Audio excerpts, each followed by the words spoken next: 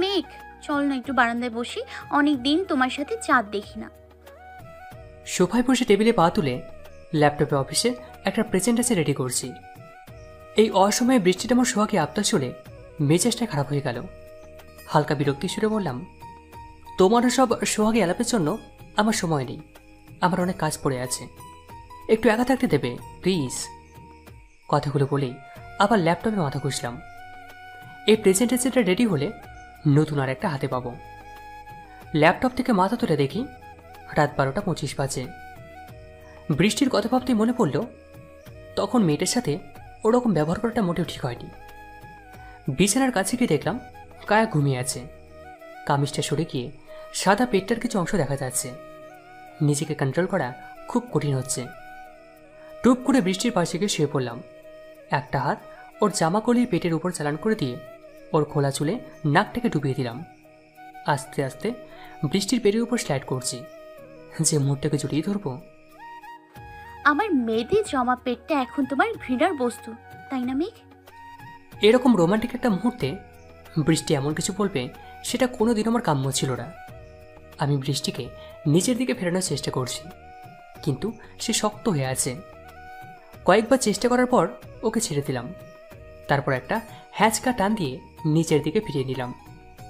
চারদিকে আঁধার হলেও বাইরে থেকে আসা ল্যাম্পপোস্টের আলোয় ওর চোখের কোণটা চিকচিক করে উঠল।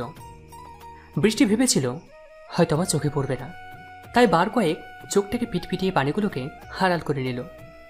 মেদ থাকলেও তোমার এই শরীর আমার, না থাকলেও আমার।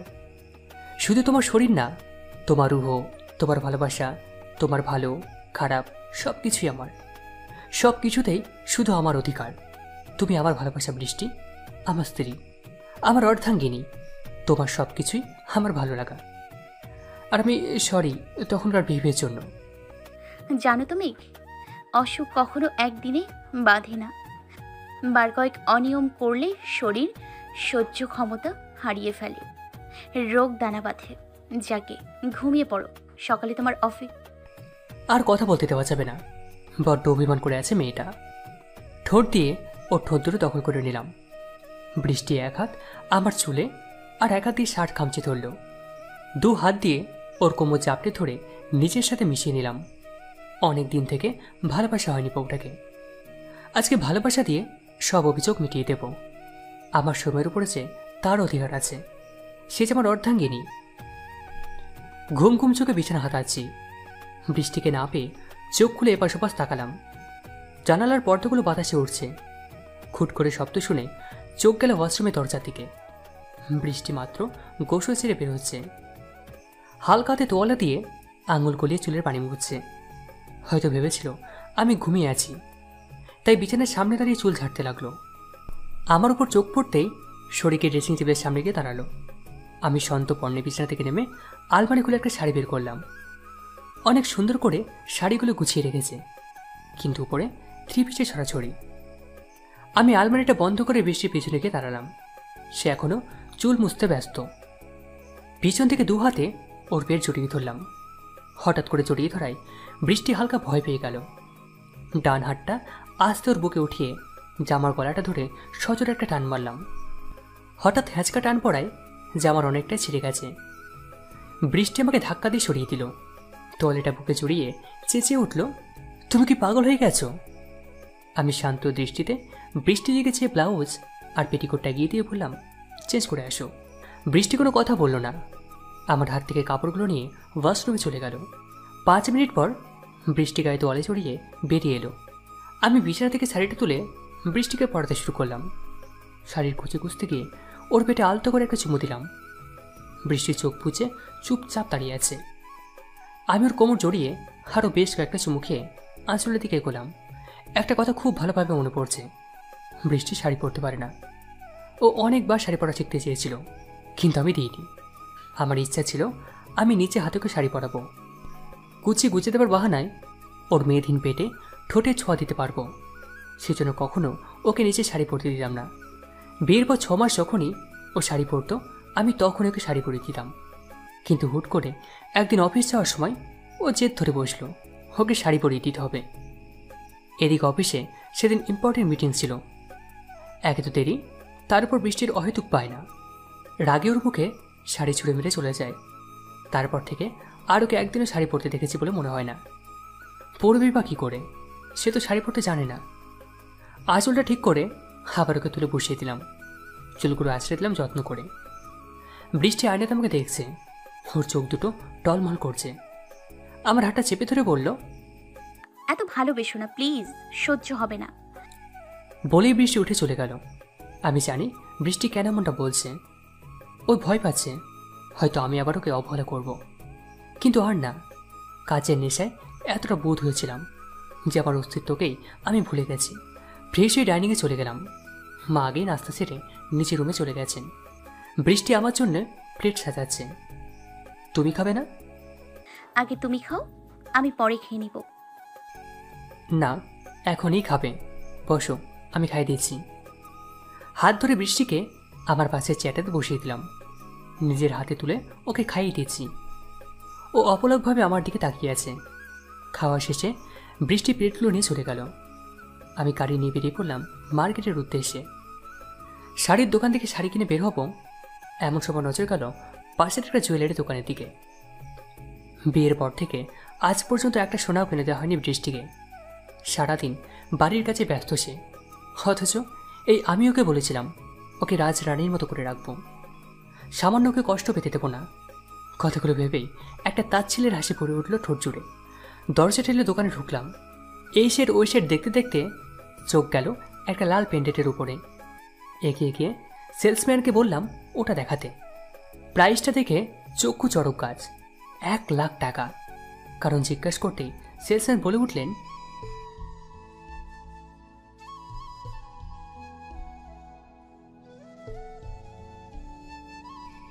এই সামান্য একটা পাথরের পিছনে 1,00,000 টাকা খরচ করার পর মানে হয়? টাকা তো উড়ে আসে না, রাত দিন পরিশ্রম করতে হয় টাকা উপার্জনের জন্য। পেন্ডেন্টটা ফেরত দিয়ে শোরুম থেকে বেরিয়ে এলাম। এমনি তো মেয়ে রূপের দেবাঙ্গে পাচ্ছে না, এমন ভাবখানা দেখায় যেন বিয়ে করে আমার ছেলের উপর মেহেরবানি করছে।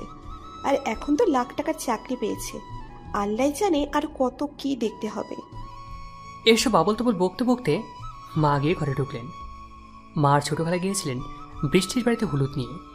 সেখান থেকে ফিরেই মা চেঁচে শুরু করে দিয়েছেন। বৃষ্টিকে ফোন দিতেই ও পাশ থেকে বলে উঠল, একটু পর ফোন করো না প্লিজ, আমি মেহেদি পড়ছি। বৃষ্টি, মা তোমাদের বাসায়।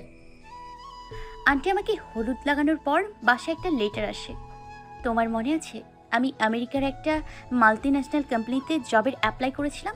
ওরা আমাকে কনফার্মেশন লেটার পাঠিয়েছে, সাথে অ্যাপয়েন্টমেন্ট লেটারও। আমার এই মেল আইডি অফ থাকার কারণে ওরা চিঠি পোস্ট করে পাঠিয়েছে। কবে থেকে জয়েন করতে বলেছে? এই তো পরশু থেকে। বৃষ্টি, তুমি কি জবটা, আই মিন পরশু তোমাদের বিয়ে তো? হ্যাঁ, পরশু বিয়ে তো। তুমি কি পরশু জবে জয়েন করছো? ওপাশ থেকে বৃষ্টি খিলখিল করে হেসে উঠল। অনেক কষ্টে হাসি থামিয়ে বলল, এই কথাটা শোনার জন্য তুমি এতক্ষণ থেকে তোতলাচ্ছ? মেঘ, তুমি পারো বটে, বিয়ের আসর থেকে কেউ চলে যায়? বলে আবার হাসতে লাগলো। মেঘ রিল্যাক্স, কেন তো হাইপার হচ্ছ? এই জবটা আমি নিজের যোগ্যতায় পেয়েছি, সো যতদিন যোগ্যতা আছে ততদিন আমি এরকম হাজারো জব ইজিলি পেয়ে যাব। বাট তোমাকে হাতছাড়া করে জবের পেছনে ছুটলে আমি বুড়ি হয়ে যাব। তখন আমাকে সারা জীবন সলমান খানের মতো আয় বুড়ো হয়ে থাকতে হবে।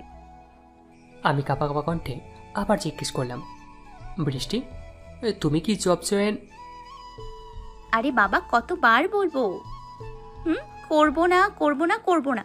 এই তুমি বারবার প্রশ্ন করলে কিন্তু আমি মত পাল্টে দিব। বৃষ্টির কথা শুনে বেশ স্বস্তি পেলাম।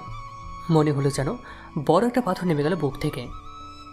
তোমাকে মত পাল্টাতে হবে না, তুমি মেহেদি ডিজাইন পাল্টাও। মানে?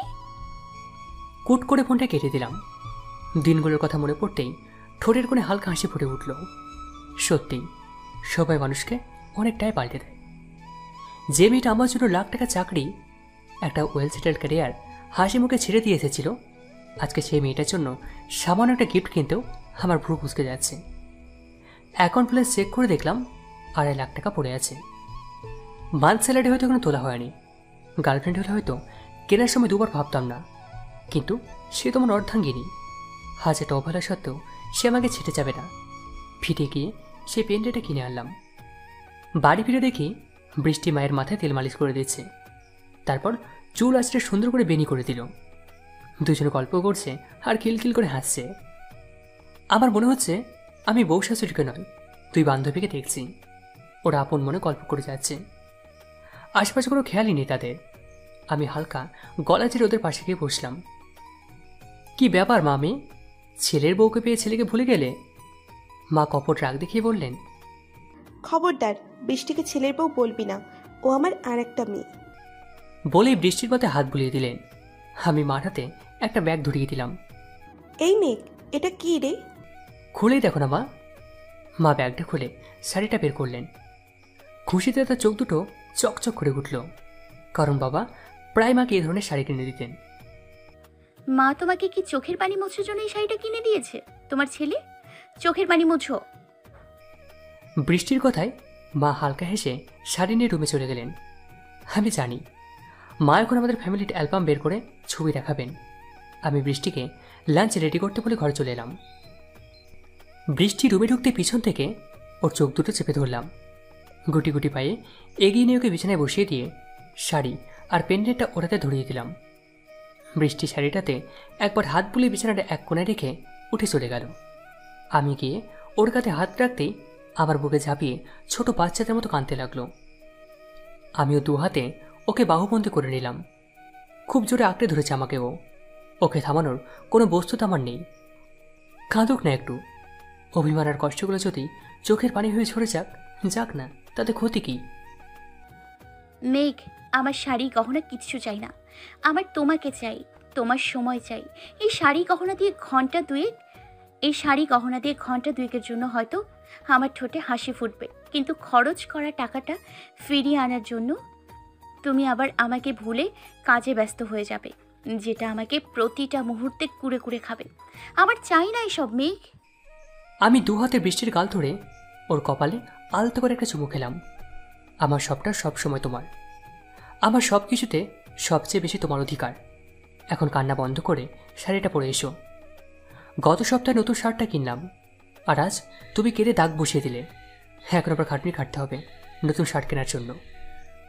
মেঘ, নিছক চেঁচিয়ে বৃষ্টি আমার বুকে হালকা ঘুষি মারতে লাগলো। খুশিতে চকচক করছে চোখ দুটো। আমি চাই না ওর খুশিটা ওর কাছ থেকে কেড়ে নিক। ওর উপর কোনো আঁচড় আমি আসতে দেবো না। এখন যাও, শাড়িটা পরে এসো, আমরা আজকে বাইরে ডিনারে যাব। নেমেষে বৃষ্টির মুখটা কালো হয়ে গেল। কি হলো, যাবেন আমার সাথে? মেঘ মা, উনি তো বাসায় একা থাকবেন, ওনার মেডিসিন, ওনাকে এভাবে একা রেখে যাওয়া ঠিক হবে না। বৃষ্টি, তুমি মায়ের কথা চিন্তা করো না। আমি রামেশের খালাকে বলে দিয়েছি, উনি রাতে এসে মাকে খাইয়ে ওনাকে মেডিসিন খাইয়ে দেবে। এবার হ্যাপি? আমার উত্তর শুনে বৃষ্টি খুশি মনে চেঞ্জ করতে চলে গেল। আমার এইচএসসি পরীক্ষার সময় বাবা মারা যান। তারপর থেকে অনেক কষ্ট করে মা আমাকে পড়াশোনা করিয়েছেন। আমার সব আহ্লাদ, সব ইচ্ছা পূরণ করেছেন। বাবা মারা যাওয়ার পর থেকে মা খুব খিটখিটে হয়ে যান। তার মনের মধ্যে এই ভয়টা ঢুকে যায় যে হয়তো আমাকে বিয়ে দিলে আমার অর্ধাঙ্গিনী আমাকে তার কাছ থেকে সরিয়ে দেবে, আমাদের মা ছেলের সম্পর্কে ফাটল ধরাবে। কিন্তু বিয়ে না দিয়েও তো উপায় নেই। তাই মা ঠিক করলেন আমার খালাতো বোন আপনার সাথে আমার বিয়ে দেবেন। নিজেদের মধ্যে বিয়ে দিলে আমাকে হারানোর ভয় থাকবে না। আমার স্ত্রী চাইলেও আমাকে মায়ের কাছ থেকে দূরে নিয়ে যেতে পারবে না। তাই বৃষ্টির সাথে আবার বিয়ের সময় মা ঘোর বিরোধিতা করেন। শুধু মা জেদের জন্যেই বৃষ্টির সাথে আমার বিয়ে দিতে বাধ্য হন মা। বিয়ের পর থেকে বৃষ্টির সাথে মায়ের কিটকট লেগেই থাকত। প্রথম প্রথম বিষয়টা উপভোগ করলেও দিন দিন অসহ্য হয়ে ওঠে। আমার কেন জানি মনে হতে লাগলো মা যা বলেন সব কিছু ঠিকই বলেন। বৃষ্টি হয়তো আর বাকিদের মতো মায়ের সাথে খারাপ বিহেভ করছে। একদিন অফিস থেকে মাত্র বাসে ফিরেছি। মায়ের ঘরে গিয়ে দেখি মা তসবি গুনছেন আর নিঃশব্দে কাঁদছেন। মায়ের চোখের পানি দেখে আমার বুকটা কেঁপে উঠল। মা, কি হয়েছে, তুমি কাঁদছো কেন? বাবারে, আমার হাজারবার নিষেধ করা সত্ত্বেও তুই বৃষ্টিকে আমার বাসায় বউ করে আনলি। ওর জায়গায় আজ আফরা থাকলে হয়তো আজ এমনটা করতো না। মায়ের কথা শুনে মেজাজটা খুব খারাপ হয়ে গেল। তাহলে কি সত্যি বৃষ্টি? মা, কি হয়েছে বলবে আমাকে? সকালে বৃষ্টিকে বলেছিলাম সরিষা বাটা দিয়ে ইলিশ মাছ রান্না করতে। তোর বাবার খুব পছন্দের ছিল। ওনার খুব ইচ্ছে ছিল তোর যখন বিয়ে হবে ছেলের বউয়ের হাতে সরিষা ইলিশ খাবেন। দুপুরে রান্নাঘরে পানি আনতে গিয়ে দেখি রামিসা রান্না করছে আর বৃষ্টি ঘরে বসে আছে পানিতে হাত ডুবিয়ে। মায়ের কথা শুনে প্রচণ্ড রাগ উঠল। বৃষ্টি কখনো এমনটা করবে আমি ভাবতেও পারিনি। রাগে গজরাতে গজরাতে রান্নাঘরে গিয়ে দেখি বৃষ্টি আর আমি সেখানে মিলে রাতের খাবার রেডি করছে। রান্নাঘরে ঢুকেই চেঁচামেচি শুরু করে দিলাম। তোমার কাছ থেকে এটা আশা করিনি বৃষ্টি। বিয়ের আগে তোমাকে প্রতিদিন বাড়িতে বাড়িতে করে নিজের হাতে রান্না করে খাবার আনতে, আর এখন মা খেতে চেয়েছেন, হ্যাঁ সে সামান্য রান্না করার সময় নেই তোমার। বেশ কিছু কথা শুনিয়ে দিলাম বৃষ্টিকে। এত কিছুর মধ্যে বৃষ্টি টু শব্দ করেনি। আমি রান্নাঘর থেকে চলে আসব এমন সময় রামিশাখালা বৃষ্টিকে জিজ্ঞাসা করে উঠল, আফামনি, আপনি ভাইজানরে বলেননি সরিষা আপনার অ্যালার্জি? রামিশাখালার কথা শুনে আমি থমকে গেলাম। পিছন ফিরতেই আমার জিজ্ঞাসু দৃষ্টি দেখে রামিশাখালা আমাকে বললেন, ভাইজান, আপনি জানতেন না বৃষ্টিমণি সরিষা অ্যালার্জি? কত করে কইলাম শুনলই না। সরিষা বাড়ি মাছে মাখায়া যাইতে যাইয়া হাত ফুললা লাল হয়ে গেছে, চুলকাইতে চুলকাইতে হাতে চামড়া চিরাই ফেলাইছে। বেচারি তো দুপুরের ভাতটাও খাইতে পারে নাই। আমি কইলাম খালাম্মারে কইয়া নয় অন্য তরকারি আনদে, কে কুশনে কার কথা। আমি হাঁ হয়ে রামিশাখালার কথাগুলো হজম করছি। বৃষ্টির যে সরিষার অ্যালার্জি এটা আমার অজানা নয়। এত একটা ইম্পর্ট্যান্ট একটা বিষয় কিভাবে মাথা থেকে বের হয়ে গেল আমি ভেবে পাচ্ছি না। চুপচাপ মাথা নুয়ে সেখান থেকে চলে আসলাম। নিজেকে খুব ছোট মনে হচ্ছিল। আমি এত কথা বলেছি, কিন্তু বৃষ্টি হাসি মুখে সবটা সয়ে গেছে। আমি জানি ওর হাসিটার পিছনে হাজারো কষ্ট অভিমান লুকিয়ে আছে। এই মেঘ, কি হলো? শাড়িটা পরিয়ে দাও না প্লিজ। কতক্ষণ এভাবে দাঁড়িয়ে থাকবো? বৃষ্টির কথা ওর হাত থেকে শাড়িটা সরিয়ে ওর হাত দুটো মেলে দেখলাম। গোলাপের পাপড়ি তুমড়ে তুমড়ে যেমন কালচে বর্ণ ধারণ করে, ঠিক ওর হাত দুটো ওরকম অবস্থা হয়ে আছে। হাতের গোলাপি নখগুলোতে কালি জমে আছে, অথচ ওর গোলাপি নখের জন্যে ভার্সিটির সব মেয়েরা ওকে হিংসে করত। রেডি হয়ে বৃষ্টিকে নিয়ে বেরিয়ে পড়লাম। ওকে রিক্সা নিয়ে আজ পুরো শহর ঘুরব। আকাশি রঙের শাড়িতে বৃষ্টিকে নীল আকাশের মতো লাগছে। আকাশের বিশালতা যেন পুরোটা ধারণ করেছে সে। হালকা হাতে খোপার কাঁটাটা খুলে দিলাম। সাথে সাথেই এক রাশি চুল ছড়িয়ে পড়ল ওর পিঠ জুড়ে। বৃষ্টি কটমট করে আমার দিকে তাকাচ্ছে। আমি ভান ধরে আছি যেটা কিছুই জানি না।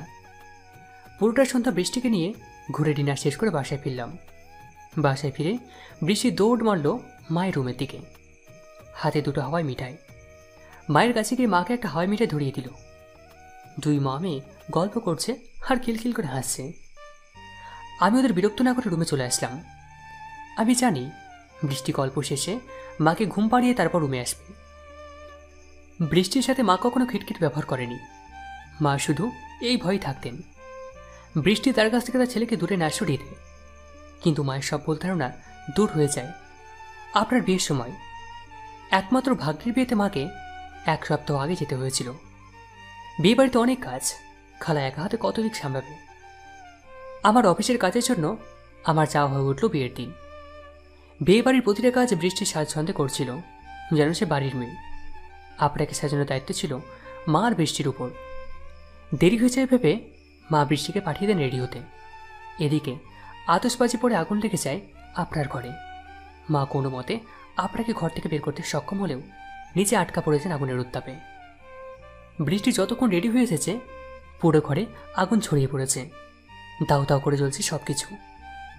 ধোঁয়া আর অক্সিজেনের অভাবে মায়ের দম বন্ধ হয়েছে উপক্রম। সবাই হাঁ হয়ে তামাশা দেখছে। 2-1 পানির বালতি নিয়ে ছড়াছড়ি করছে। হুট করে বৃষ্টি সবার চোখ ফাঁকি দিয়ে রুমের মধ্যে ঢুকে পড়ে। কোনো রকমে মাকে ঘর থেকে বের করে আনলেও আগুনের ফুলকা উড়ে এসে পড়ে বৃষ্টির শাড়িতে। নিমেষে জ্বলে ওঠে বৃষ্টির শরীর। মায়ের ফোন পেয়ে আজ রাস্তা থেকে ছুটেছে হসপিটালে। আমাকে দেখেই মা আমাকে জড়িয়ে ধরে সবটা বলতে লাগলেন। অঝরে কেঁদে যাচ্ছেন মা। বাবা মারা যাওয়ার পর প্রথম তাকে বেদর কাঁদতে দেখলাম।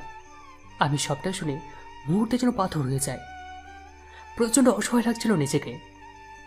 আমি থেকে থেকে মায়ের দিকে অসহায়ভাবে তাকাচ্ছি। মা আমার অবস্থা থেকে আঁচড়ে মুখ লুকিয়ে অনেকটাই কাঁদছে। যে বৃষ্টিকে বা সহ্য করতে পারতেন না, আজকে সেই বৃষ্টির জন্য মা কেঁদে ভাসাচ্ছেন। প্রায় 1.5 দিন পর জ্ঞান ফিরে বৃষ্টির। ধীর পায়ে আগাচ্ছি আমি। ডক্টর বলেছেন বৃষ্টির শরীরের খুব বেশি আশঙ্কা না পড়লেও ক্ষতগুলো বেশ গভীর, যে কোনো সংক্রামক রোগে সহজে আক্রান্ত হতে পারে। বৃষ্টির কাছে গিয়ে ওর মাথায় হাত রাখতেই পিট পিট করে চোখ খুলে বলে উঠল, মেঘ, মা কোথায়? উনি ঠিক আছেন তো? বলো না মেঘ, চুপ করে আছো কেন? আমি হালকা মাথা নাড়লাম। ওর চোখে মুখে স্বস্তির হাসি ফুটে উঠল। আমি বুঝতে পারছি আমার চোখগুলো ঝাপসা হয়ে আসছে, কান্না তলা পাকাচ্ছে গলায়। ভাঙা গলায় জিজ্ঞেস করলাম, তুমি তো বাইরে ছিলে, কি দরকার ছিল যেতে আগুনে চাপার? বৃষ্টি মুচকে হেসে পড়ল। কি দরকার ছিল যেতে আগুনে চাপার? বৃষ্টি মুচকে হেসে পড়ল, মেঘ জানো, তোমাকে অনেক বেশি ভালোবাসি, আর তোমাকে পেয়েছি মায়ের কারণে। আমার জীবনের সবচেয়ে বেস্ট গিফট মা আমাকে দিয়েছে, তার জন্য আমি ওনার কাছে চিরকৃতজ্ঞ থাকব। এর জন্য যদি আমার এই কাজ আবার করতে হয়, আমি হাসি মুখে করব। আমি আর সেখানে থাকতে পারিনি, উঠে চলে আসবো। হঠাৎ চোখে পড়ল মা পর্দার আড়াল থেকে সবটা দাঁড়িয়ে শুনছেন। মায়ের দিকে তাকাতে টুপ করে এক ফোঁটা পানি গড়িয়ে পড়ল চোখ থেকে। 1 সপ্তাহ পর বৃষ্টিকে হসপিটাল থেকে ডিসচার্জ দেওয়া হয়। মা সারাক্ষণ বৃষ্টির পাশে এসে বসে থাকতেন, তার সেবা যত্ন করতেন। আমি চেষ্টা করতাম বৃষ্টির সাথে থাকার, কিন্তু অফিসের কারণে তা হয়ে উঠত না। তবুও যথাসাধ্য চেষ্টা করতাম ওকে সবসময় দেখার জন্য। আমি ওর পাশে গিয়ে বসলে আমার বুকে গুটি গুটি মেরে ঢোকার চেষ্টা করত। ওকে স্পর্শ করতেও আমার ভয় লাগতো। জায়গায় জায়গায় ক্ষতগুলো প্রতিটা মুহূর্তে এক অবর্ণনীয় কষ্ট দিত। মাস 5 পর বৃষ্টি অনেকটাই সুস্থ হয়ে উঠল। মা খাওয়া দাওয়া ছাড়া প্রতিটা সময় বৃষ্টির সাথে থাকতেন। নিচের মেয়ের চেয়েও বেশি ভালোবাসতে শুরু করলেন বৃষ্টিকে। একদিন আমাকে ডেকে মা বললেন, মেঘ, সেদিন যদি তুই জেদ করে বৃষ্টিকে বিয়ে না করতি, তবে হয়তো আমি আজকে একটা মেয়ে পেতাম না। আমার খুব ইচ্ছে ছিল তোর একটা ছোট বোন থাকবে, কিন্তু আল্লাহ তখন আমার সেই ইচ্ছে পূরণ করেননি। আজ করেছেন, বৃষ্টিকে তিনি আমার মেয়ে হিসেবে পাঠিয়েছেন। তোমার কি বিছানা বালিশ আজ বাথরুমে পাঠিয়ে দিব? ওয়াশরুমের বাহির থেকে বৃষ্টির গলা শুনতে পেলাম। শাওয়ারটা অফ করে বেরোতে বৃষ্টি চেঁচিয়ে উঠল, বুড়া হয়ে গেছে, তাও লজ্জা সরম কিচ্ছু নাই, খালি একটা টাওয়াল পরে ঘোরের কি দরকার? বলি, কাপড়ের সাথে এত শত্রুতা কেন তোমার? আমি কপর রাগ দেখিয়ে বৃষ্টিকে জড়িয়ে ধরলাম। কি? আমি বুড়া? আমি বুড়া? তাহলে তুমি কি? তাহলে তুমি বুড়ি, থুড়থুড়ি বুড়ি বলেই দাঁত কেলাতে শুরু করলাম। বৃষ্টি এবার রাগে লাল হয়ে বলল, কি? আমি বুড়ি? তুমি বুড়া? আমি বৃষ্টির কোমর জড়িয়ে ধরে একটা ভেলকি মার হাসি দিয়ে বললাম, আমি গুলগুলো বুড়া, তাই না? তাহলে তো এই বুড়ার শক্তি দেখতেই হয়। বৃষ্টি আমার কথা শুনে লজ্জায় লাল হয়ে গেল। ও ছাড়ানোর চেষ্টা করছে, কিন্তু আমি ওকে আরও শক্ত করে জড়িয়ে ধরলাম। তারপরের পাতাগুলো ফাঁকা। ডায়েরিটা আরেকবার শুরু থেকে উল্টে পাল্টে দেখলো রেওয়াজ, কিন্তু একটা বড় খুঁজে পেল না। এত কিছুর পরেও মেয়েটিকে ভুলে গেলি? মেলবোর্নের ব্ল্যাক পার্ল বারে বসে মদ গিলছে মেঘ। ককটেলের জন্য বিখ্যাত এই বারে প্রায় আনাগোনা চলে তার। অস্ট্রেলিয়ার সবচেয়ে এক্সপেন্সিভ বারগুলোর হলো একটি ব্ল্যাক পার্ল। বারের এক কোনায় বসে একের পর এক প্যাক গিলে চলেছে সে। চোখ দুটো লাল বর্ণ ধারণ করে আছে, নেশায় চুরমার সে, তবুও মদ খাচ্ছে। হঠাৎ করে রেওয়াজের গলা শুনে এক চুমুকে প্যাকটা শেষ করে তার দিকে চোখ তুলে তাকালো। মানে? কোনো রকমের টলতে টলতে বলল সে। মেঘের সামনে টেবিলে ডায়েরিটা রাখলো রেওয়াজ। লাল কভারে মোড়ানো ডায়েরিটা দেখে নেশাগ্রস্ত অবস্থাতেও চিনতে অসুবিধা হয়নি তার। চিলের মতো ছোঁ মেরে মুহূর্তে ডায়েরিটা কেড়ে নিল সে। মেঘের কাছ থেকে কোনো উত্তর না পেয়ে বেশ বিরক্তির সুরে রেওয়াজ জিজ্ঞেস করল, মেঘ, কিছু বলছি তোকে। কিভাবে পারলি ওকে ভুলে যেতে? কার কথা বলছিস? মেঘ, তুই ভালো করে জানিস আমি কার কথা বলছি। আই এম টকিং আউট বৃষ্টি। হুইস্কির গ্লাসটা শক্ত করে চেপে ধরল মেঘ। নিজের রাগকে কন্ট্রোল করে বলল, আমি ওর ব্যাপারে কথা বলতে চাই না। She is my past. শেষ পেগটুকু গলায় ঢেলে উঠে চলে যাচ্ছিল মেঘ। ওর কাঁধে ভর দিয়ে থামালো Rewaz. She is not your past, she is your wife. Wife কথাটা শুনেই মেঘের মেজাজ তুঙ্গে উঠে গেল। রেওয়াজের কলার চেপে চেঁচিয়ে উঠল। She is not my wife, damn it. সে এখন অন্য কারোর অর্ধাঙ্গিনী। বলেই রেওয়াজকে ধাক্কা দিয়ে চলে গেল মেঘ। রাগে গা জ্বলে যাচ্ছে তার। কোনো রকমে গাড়িতে বসে ফুল স্পিডে চালিয়ে বাসায় আসলো সে। মাঝরাতের কারণে রাস্তায় তেমন কোনো গাড়ি নেই। বাসায় ঢুকেই স্টোর রুমে চলে গেল সে। লাইট জ্বালিয়ে পাগলের মতো কিছু খুঁজতে লাগলো। এদিক ওদিক খুঁজে একটা বড় লাগেজ খুঁজে পেল সে। লাগেজ খুলে একটা ছবি হাতে নিল সে। বৃষ্টির আর তার বিয়ের ছবি। বিয়ের দিন সবাই যখন খাওয়া আর সেলফি তোলা নিয়ে ব্যস্ত, সেই ফাঁকে টুপ করে একটা চুমু বসিয়েছিল বৃষ্টি মেঘের গালে। তাদের অজান্তেই মুহূর্তটা ক্যামেরাবন্দি করেছিল বৃষ্টির এক বান্ধবী। বিয়ের সময় বেশিরভাগ নতুন বউকে লজ্জা পেতে দেখা যায়, কিন্তু বৃষ্টি কিস করার পর থেকেই মেঘের গাল দুটো টমেটোর মতো লাল হয়ে থাকে।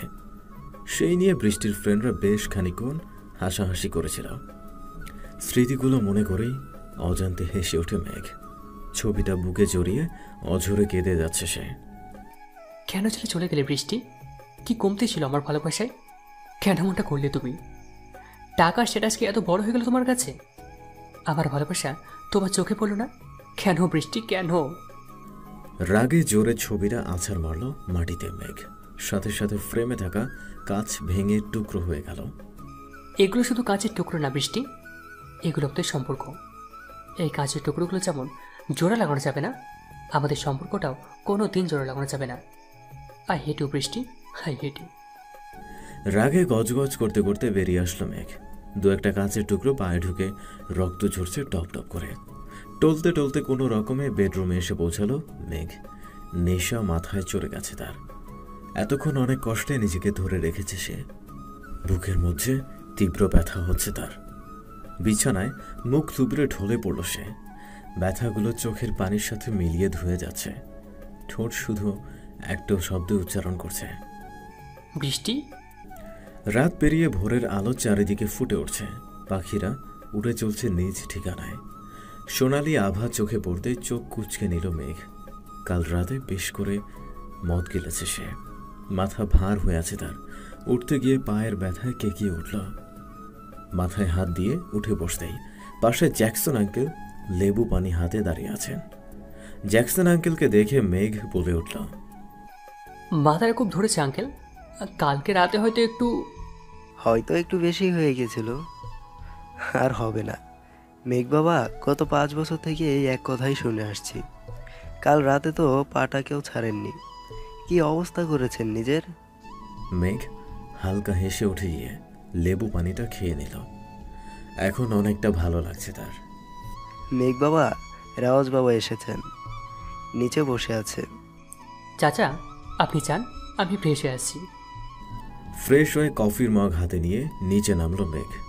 রেওয়াজ সোফায় গিয়ে বসে ম্যাগাজিন পড়ছে। মেঘ গিয়ে রেওয়াজের সামনে মুখোমুখি হয়ে বসল। রেওয়াজ তখনও এক মনে ম্যাগাজিনের পাটা উল্টাচ্ছে। মেঘ বেশ উসখুস করছে। বেশ খানিকক্ষণ দ্বিধা দ্বন্দ্বে কাটানোর পর মেঘ মুখ খুলল। রেওয়াজ, আসলে তুই গেস্ট রুম পরিষ্কার করার সময় সার্ভেন্টের ডায়েরিটা খুঁজে পাই। আমি জানি মেঘ, কারো পারমিশন ছাড়া তার ডায়েরি পড়া খারাপ, বাট তোর আর আমার সম্পর্কে হয়তো এটাই ভুল কিছু না বলে আমি মনে করি। কথাগুলো বলে ম্যাগাজিনটা বন্ধ করে সামনে টি টেবিলে রাখলো রেওয়াজ। মেঘ অনেকটা অবাক হয়ে দেখছে রেওয়াজকে। এই কথাটাই সে এতক্ষণ থেকে বলার চেষ্টা করছিল, কিন্তু কিভাবে কি শুরু করবে সেটা বুঝে উঠতে পারছিল না। রেওয়াজের বাসা থেকে আসার সময় ডায়েরিটার কথা প্রায় ভুলেই গিয়েছিল সে। নিজের উপর রাগ উঠছে তার। সেদিন ডায়েরিটা রেখে না আসলে আজকে এই ঝামেলা পোহাতে হতো না। বৃষ্টি কোথায় মেঘ? রেওয়াজের কথা শুনে থমকে গেল মেঘ। মনে মনে এমন কিছুরই আশঙ্কা করছিল সে।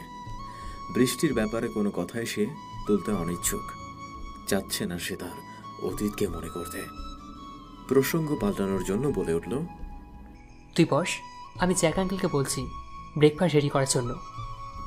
কথাটা বলেই উঠে চলে যাচ্ছিল মেঘ। পেছন থেকে রেওয়াজের গলা শুনতে পেল, আমি ব্রেকফাস্ট করার জন্য আসিনি মেঘ, আমি তোর আর বৃষ্টির ব্যাপারে জানতে চাই। মেঘ রেওয়াজের দিকে ফিরে তাকিয়ে বলল, বৃষ্টির আর আমার ব্যাপারে কথা বলার কিছু নেই রেওয়াজ, তুই অযথা কথা বাড়াচ্ছিস। রেওয়াজ এবার একটু নড়ে চড়ে বসে বলল, মেঘ তুই আমার ছোটবেলার বন্ধু, সেই ছোট্টবেলা থেকে আমরা একসাথে বড় হয়েছি। আমাদের দুজনের শৈশব একসাথেই কেটেছে। তোর আর আমার মধ্যে সিক্রেট বলতে কিছুই ছিল না। কলেজ পাস করে আমি হায়ার স্টাডিজের জন্য ইউএস চলে যাই। আঙ্কেল মারা যাওয়ায় তুই ফ্যামিলির হাল ধরতেই দেশে থেকে গেলি। গ্র্যাজুয়েশন কমপ্লিট করে বৃষ্টিকে বিয়ে করলি। আমি ভিসা এসের জন্য তোদের বিয়েতে অ্যাটেন্ড করতে পারিনি, কিন্তু বিয়ের পর তুই পুরোটাই পাল্টে গেলি মেঘ। সারাদিন ব্যস্ত তুই, কল রিসিভ করতি না। সোশ্যাল মিডিয়া কী জিনিস সেটা তো ভুলেই গেছিলি প্রায়। হুট করে একদিন ফোন করে বললি অস্ট্রেলিয়ায় আসবি। তোর জন্য আমার দরজা সব সময় খোলা ছিল। এখানে এসে আমার কোম্পানিতে জয়েন করলি। নিজের পরিশ্রম আর মেধা দিয়ে নিজের কোম্পানি দাঁড় করালি। ঢাকায় সামান্য 50,000 টাকা বেতন চাকরি করা মেঘ আজকে $1 মিলিয়ন মালিক। এক নাগারে কথাগুলো বলে হাঁপাতে লাগলো রেওয়াজ। চোখে মুখে রাগে লাল হয়ে আছে। মেঘ কফির মগটা রেখে আবার সোফায় গিয়ে বসে পড়ল। শান্ত কণ্ঠে জিজ্ঞেস করল, আমার বর্তমানে কেন ঘাটছে শেওয়াজ? কারণ তোর এই বর্তমানের পিছনে একটা ভয়ঙ্কর অতীত লুকিয়ে আছে, যে অতীতটা আজ 5 বছর ধরে কুড়ে কুড়ে খাচ্ছে। মেঘ, তুই গত কয়েকটা বছর আনুমানিক পরিশ্রম করে আজকের পজিশনে এসেছিস। এখন সফলতার দ্বারা প্রান্তে পৌঁছে তুই তিলে তিলে নিজেকে শেষ করে দিচ্ছিস। রাত দিন মতে নিচে ডুবে থাকিস তুই। মেলবোর্নের প্রতিটা বারে তোর আনাগোনা চলে। এতদিন আমি চুপচাপ ছিলাম, বাট তোকে অবস্থা দেখে আমি আর চুপ থাকতে পারছি না। মেঘ মাথা নিচু করে চুপচাপ রেওয়াজের কথাগুলো হজম করছে। মেঘকে চুপ থাকতে দেখে রেওয়াজ আবারও বলে উঠল, কামন মেঘ, তুই আমার বন্ধুর চেয়েও বেশি। এবার like a brother to me. মেঘ চোখ তুলে রেওয়াজের দিকে তাকাল। রেওয়াজ হালকা করে মাথা নাড়ালো। মেঘ বলে উঠল, কালকে বৃষ্টি আর আমার ম্যারেজ অ্যানিভার্সারি ছিল। আয়াজ চৌধুরী বড়লোক বাপের উগ্র সন্তান। লন্ডন থেকে পোস্ট গ্রাজুয়েট পাস করে আমাদের কোম্পানিতে জয়েন করে ম্যানেজিং ডাইরেক্টর হিসাবে। সুদর্শন পুরুষ আর মাসিক 6 ডিজিটের স্যালারি তাকে মেয়েদের কামনার বস্তু করে তোলে। সেও কম চায় না। সুযোগ হাতছাড়া করার পাত্র সে নয়। টাকা লোভ দেখিয়ে অনেক মেয়ের সাথে বিছানা শেয়ার করেছে, কিন্তু মেয়াদ ওই কয়েকদিন। এক রাতের পর থেকে কোনো মেয়েকে তার ভালো লাগে না। তার ক্যারেক্টারকে প্লে বসে তুলনা করলে ভুল হবে না। বৃষ্টি আর আমার সুখের সংসার ভালোই চলছিল। ইচ্ছে ছিল মেঘ বৃষ্টির আকাশে একটা ছোট্ট রেদুষি বা রোদের আগমন ঘটবে। আমাদের প্রথম ম্যারেজ অ্যানিভার্সারিতে আমার অফিসের সব স্টাফদের ইনভাইট করা হয়েছিল। আমাদের বিয়েটা খুব একটা আয়োজন করতে পারিনি, তাই বৃষ্টির ইচ্ছে ছিল আমাদের ফার্স্ট ম্যারেজ অ্যানিভার্সারি সেলিব্রেট করার। পার্টির দিন আমি নিজে হাতে ওকে সাজিয়েছিলাম। উফ মেঘ, ছাড়ো তো। আর কত সাজাবা? আজকে আমাদের ম্যারেজ অ্যানিভার্সারি, বিয়ে না। চুপ করে বসো তো, কথা বললে আরও দেরি হবে। মেঘ, বোঝার চেষ্টা করো একটু, আমার কাজ আছে। ডান। এবার চোখ খোলো। বৃষ্টি চোখ খুলে একধানে আয়নার দিকে তাকিয়ে আছে। আমি হালকা সেজে জিজ্ঞাসা করলাম, কি দেখছো ওভাবে? মেঘ, তোমাকে আজকে অনেক কিউট লাগছে। মনে হচ্ছে আজকে আবার আমাদের বিয়ে হচ্ছে। যা বাবা, আমি 2 ঘন্টা ধরে ওনাকে সাজালাম, আর উনি ড্যাব ড্যাব করে আমাকে গিলে খাচ্ছেন। হয়েছে তোমার, সরো, যাবো আমি। বৃষ্টি উঠে চলে যাচ্ছিল। আমি পিছন থেকে ওর হাতটা ধরে টেনে নিজের সাথে মিশিয়ে নিলাম। ভারী লেহেঙ্গা আর গয়না পরে বেচারি তাল সামলাতে না পেরে আছড়ে পড়ে গেল আমার বুকে। আমি ডান হাতে ওর থুতনিটা উঁচু করে লাল টকটকে ঠোঁট দুটো ছুঁয়ে দিলাম। বৃষ্টি চোখ বড় বড় করে আমার দিকে তাকিয়ে আছে। নজর টিকা লাগিয়ে দিলাম, এখন আপনি যেতে পারেন। বৃষ্টি মুচকে এসে সেখান থেকে দৌড়ে পালালো। ডাইনিংয়ে দাঁড়িয়ে আমি আর বৃষ্টি গেস্টের সাথে কথা বলছি। হঠাৎ করে দরজা থেকে চোখ পড়তে আমি থমকে গেলাম। আয়াজ চৌধুরী আমার বাসায়। অফিসের সবার সাথে ওনাকে ইনভাইট করেছিলাম, কিন্তু আমার জানা মতে উনি কোনো ফ্যামিলি ফাংশনে অ্যাটেন্ড করেন না। এই জন্য আমি অনেকটা নিশ্চিন্ত ছিলাম। তবে হুট করে আমার বাসায় গেল। পরের মুহূর্তেই বৃষ্টির দিকে চোখ গেল। অপরূপ লাগছে আমার বউটাকে। মনে হচ্ছে আকাশ থেকে কোনো পরীকে বউ সাজিয়ে মাটিতে নামানো হয়েছে। আয়াজ চৌধুরী একটা বাঁকা হাসি দিয়ে আমার দিকে এগিয়ে দিলেন। কংগ্রেচুলেশন মিস্টার মেঘ, অ্যান্ড অলসো হ্যাপি অ্যানিভার্সারি। তা আপনার ওয়াইফকে দেখছি না, কোথায় উনি? বলে এদিক ওদিক তাকাতে লাগলেন। এতক্ষণে বুঝতে পারছি আয়াজ চৌধুরীর এখানে আসার আসল রহস্য।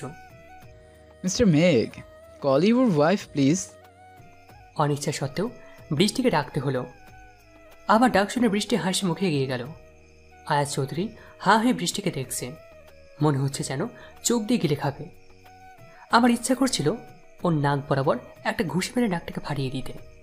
আয়াজ চৌধুরী বলে তোরাটা এগিয়ে দিল বৃষ্টির দিকে। বৃষ্টি একবার আমার দিকে তাকিয়ে হাসি মুখে তোরাটা হাতে নিয়ে বাড়িয়ে দিল। তোরা দেওয়া চলে এসে বৃষ্টির হাত ছুঁয়ে দিল। আমি বৃষ্টির হাত থেকে তোরাটা কেড়ে নিয়ে বললাম, বৃষ্টি, উনি আমাদের নিউ ডিরেক্টর। বৃষ্টি হালকা হেসে ওনাকে সালাম দিয়ে অন্যদিকে চলে গেল। আয়াজ চৌধুরী বৃষ্টির যাওয়ার দিকে তাকিয়ে আছেন। ওনার চোখে স্পষ্ট কামনার আভাস দেখতে পাচ্ছি আমি। মিস্টার মেঘ, তা যাই বলেন, বউ পেয়েছেন লাখে একটা। নামটাও কি মিষ্টি, নাম বৃষ্টি হলেও বুকে আগুন লাগিয়ে দিয়ে গেল। কথাগুলো বলেই উনি জঘন্যভাবে হাসলেন। প্রার্টির প্রতিটা মুহূর্তে উনি বৃষ্টির কাছাকাছি আসার চেষ্টা করছেন। যাওয়ার সময় বৃষ্টিকে বললেন, মিসেস রহমান, আমি শুনেছি সুন্দরী রমণীরা নাকি ভালো রাখতে পারে না। তা আপনি যদি আপনার নিজে হাতে একটু চা বানিয়ে খাইয়ে আমার ধারণাটা ভুল প্রমাণ করতেন। ওনার কথা শুনে বৃষ্টি আমার দিকে তাকালো। আমি দাঁতে দাঁত চেপে হালকা হেসে সায় দিলাম। বৃষ্টি হাসি মুখে বলল, আপনার সময় হলে আসতে পারেন। তাছাড়া অতিথি আপ্যায়ন নবীজি সাল্লাল্লাহু আলাইহি সাল্লামের অনেক প্রিয় কাজের একটি ছিল। ওকে দেন, আজ চলি, ফ্রি থাকলে কল দিয়েন।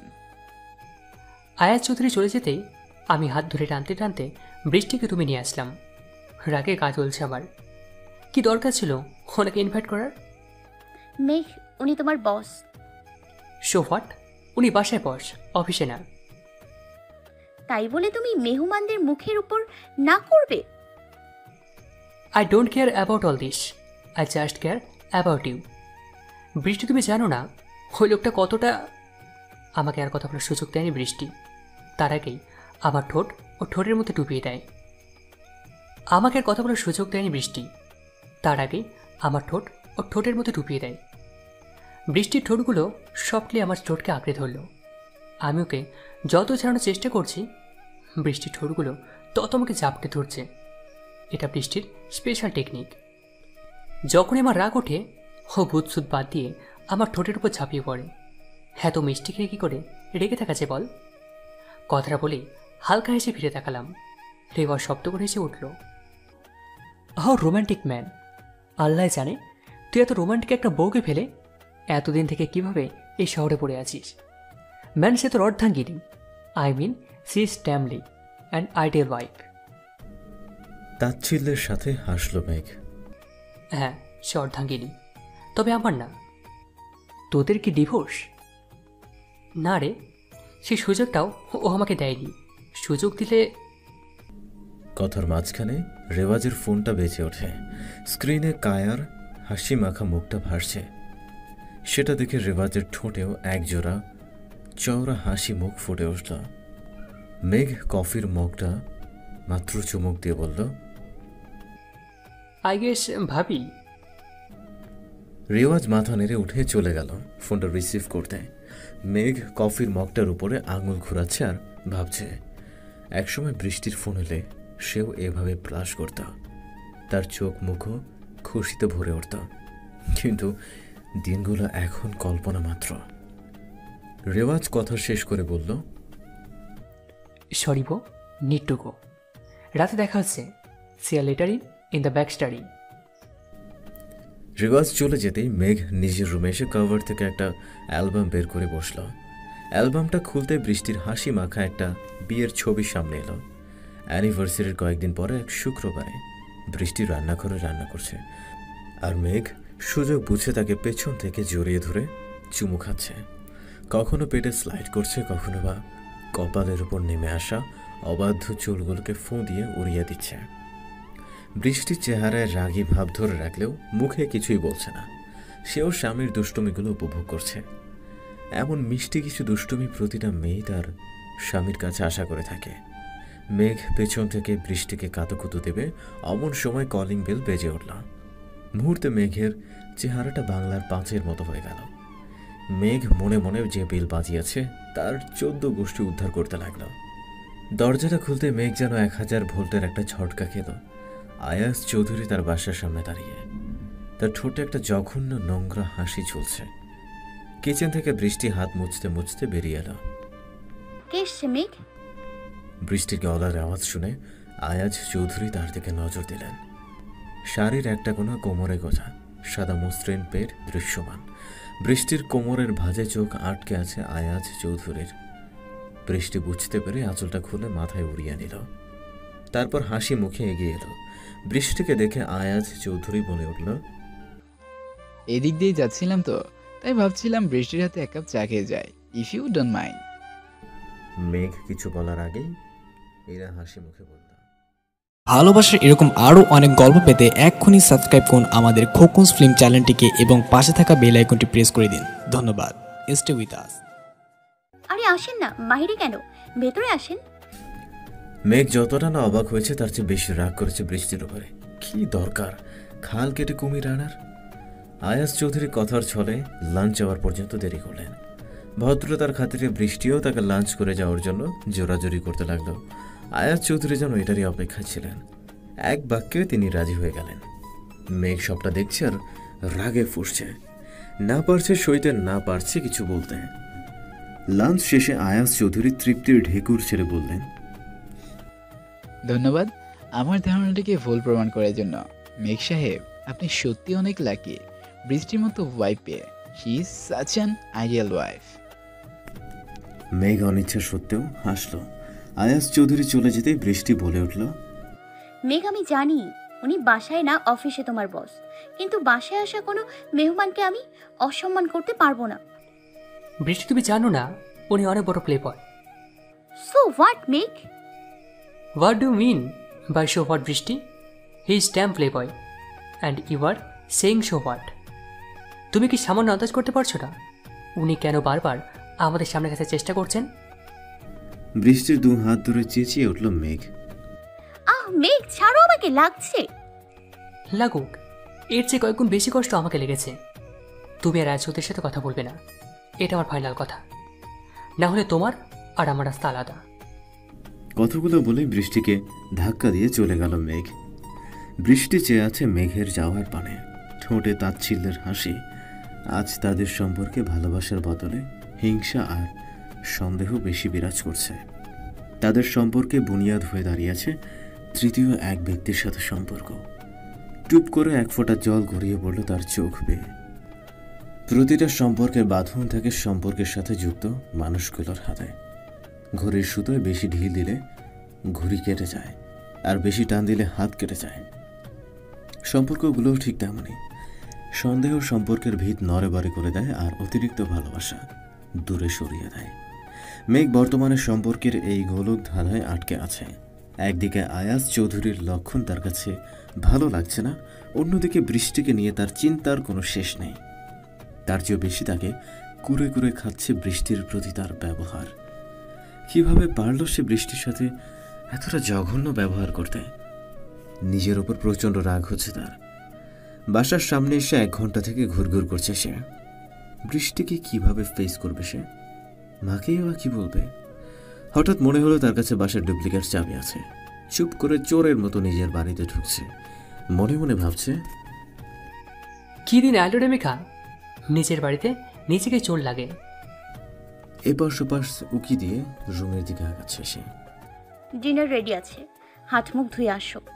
পেছন থেকে বৃষ্টির গলা শুনে থমকে দাঁড়ালো সে। সেখানেই মাথা নিচু করে দাঁড়িয়ে গেল। বৃষ্টি এগিয়ে এসে বলল, একটা কথা কি একবার কানে যায় না? 1000 বার তোমাকে বলেছি জুতো জোড়া দরজার পাশে খুলে রাখবা, কেউ শোনেই না আমার কথা। বৃষ্টি, আই এম সরি। মেঘ মাথা নিচু করে বলল কথাটা। বৃষ্টির চোখ জোড়া ভিজে আসছে। কোনো রকম নিজেকে সামলে বলে উঠল, খাবার ঠান্ডা হয়ে যাচ্ছে মেঘ, এসব কথা পরে হবে। কোনো রকমে চোখের পানি লুকিয়ে সেখান থেকে চলে আসলো সে। মেঘ হাত ধুয়ে খেতে বসল। ভাতের লোকমা মুখে দিতে মনে হলো বৃষ্টিও তো এখনো কিছু খায়নি।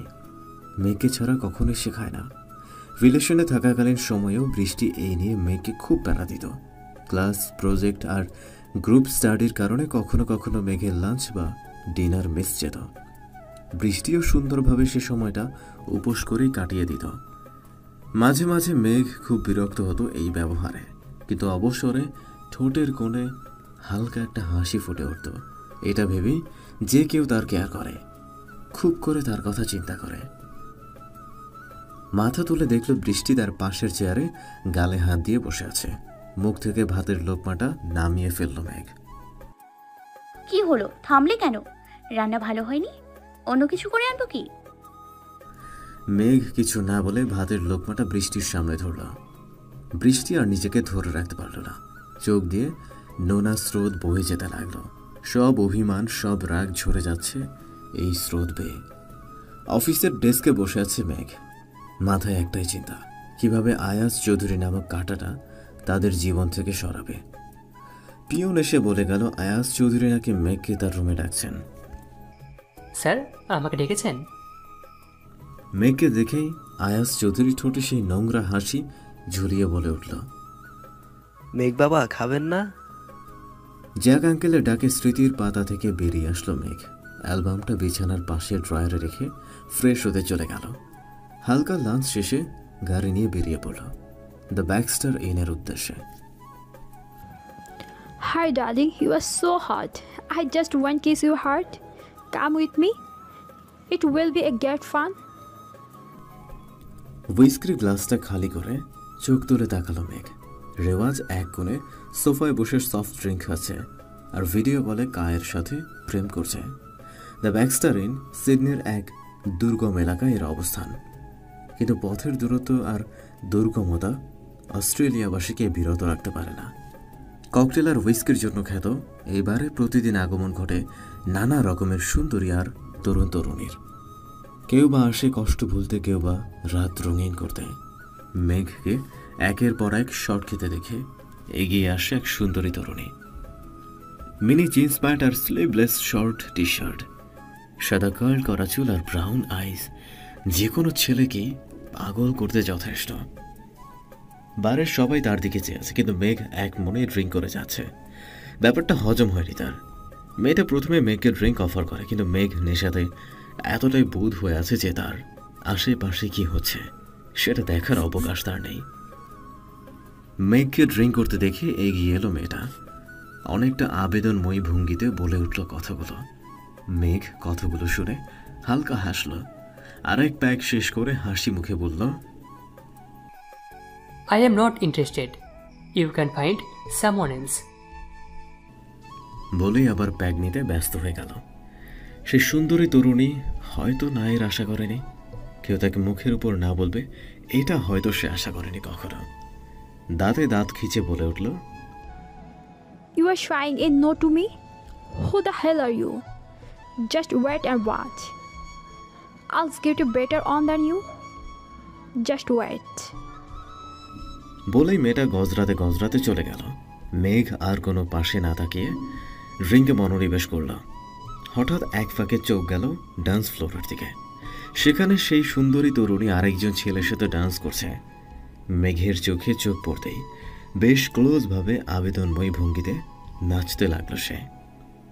ছেলেটাও কম যায় কি, সে যেন সুযোগের অপেক্ষায় ছিল। সে মেয়েটির কোমরে হাত দিয়ে বিন্দাসভাবে নাচছে। মেঘ প্রথমে একটা তাচ্ছিল্যের হাসি দিয়ে ড্রিঙ্কে ব্যস্ত হয়ে গেল।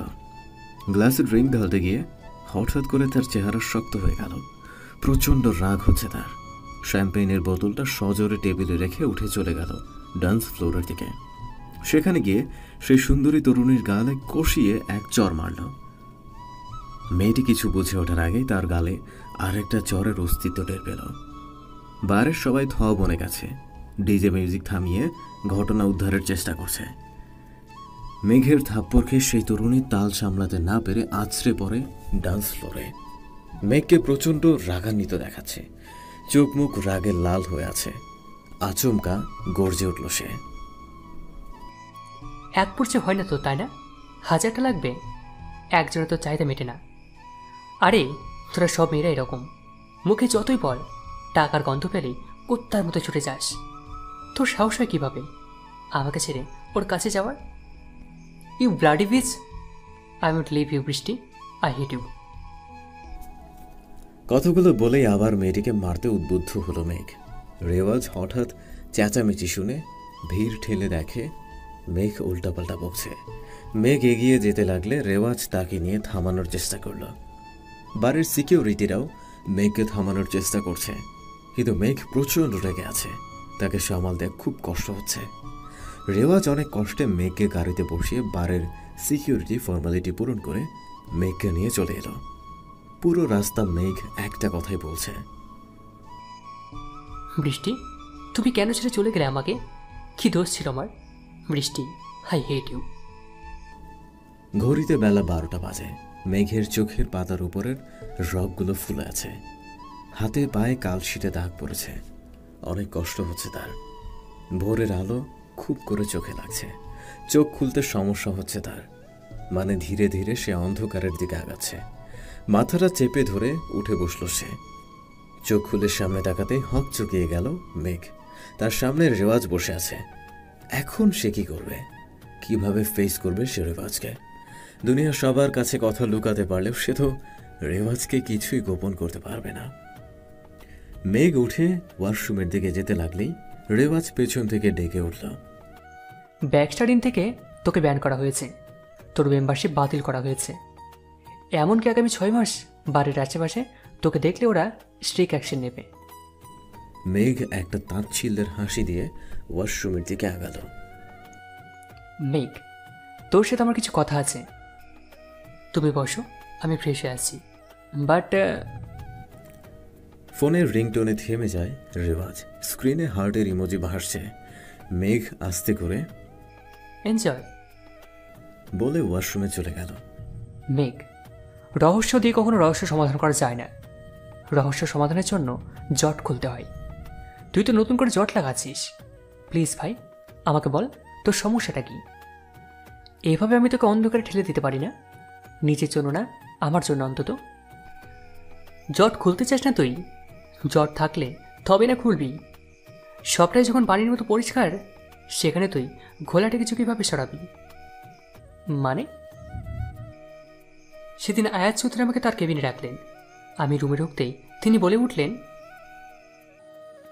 মিস্টার মেঘ, আগে যেন সানসেট ডিলে যে ওনারা কিছু শর্ত দিয়েছিলেন, সেটাকে আপনি পড়ে সাইন করেছেন নাকি না পড়ে? স্যার, আমি কোনো কাগজ না পড়ে সাইন করিনি। মিস্টার মেঘ, তাহলে সেখানে যে লেখা ছিল টাইম অনুযায়ী ডেলিভারি না পেলে ওনাদের ক্ষতিপূরণ কোম্পানি দিবে।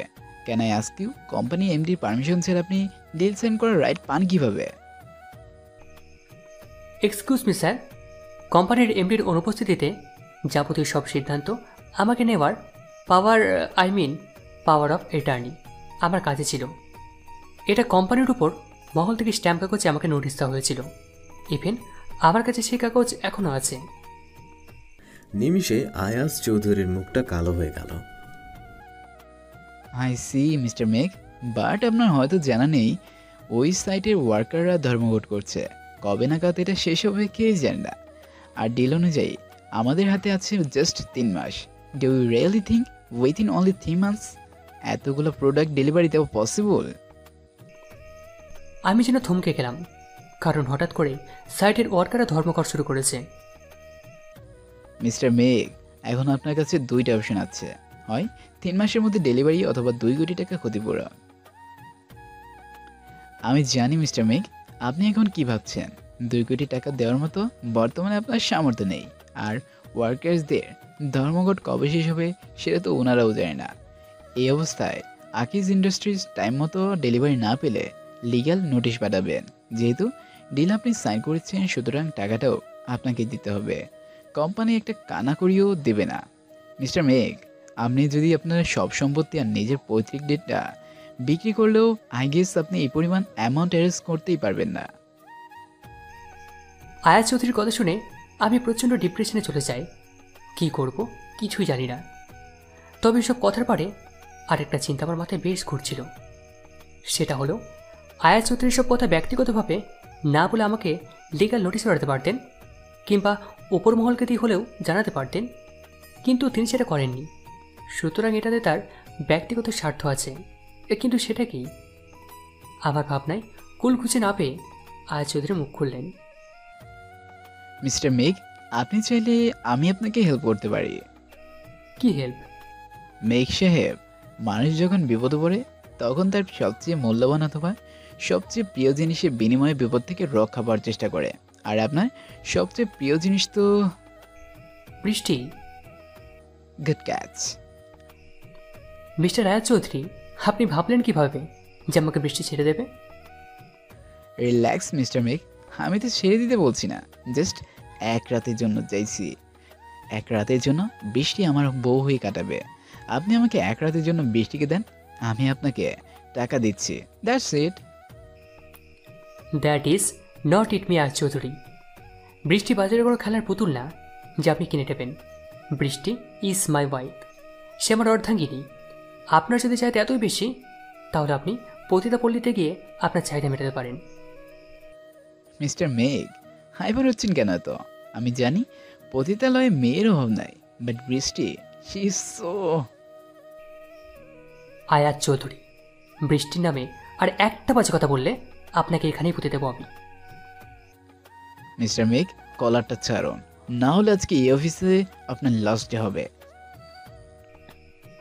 আমি ওনার কলারটা ছেড়ে দিয়ে কেবিন থেকে বাইরে বেরিয়ে আসলাম। রাগে কাজ চলে যাচ্ছে, অথচ কিছুই করার নেই।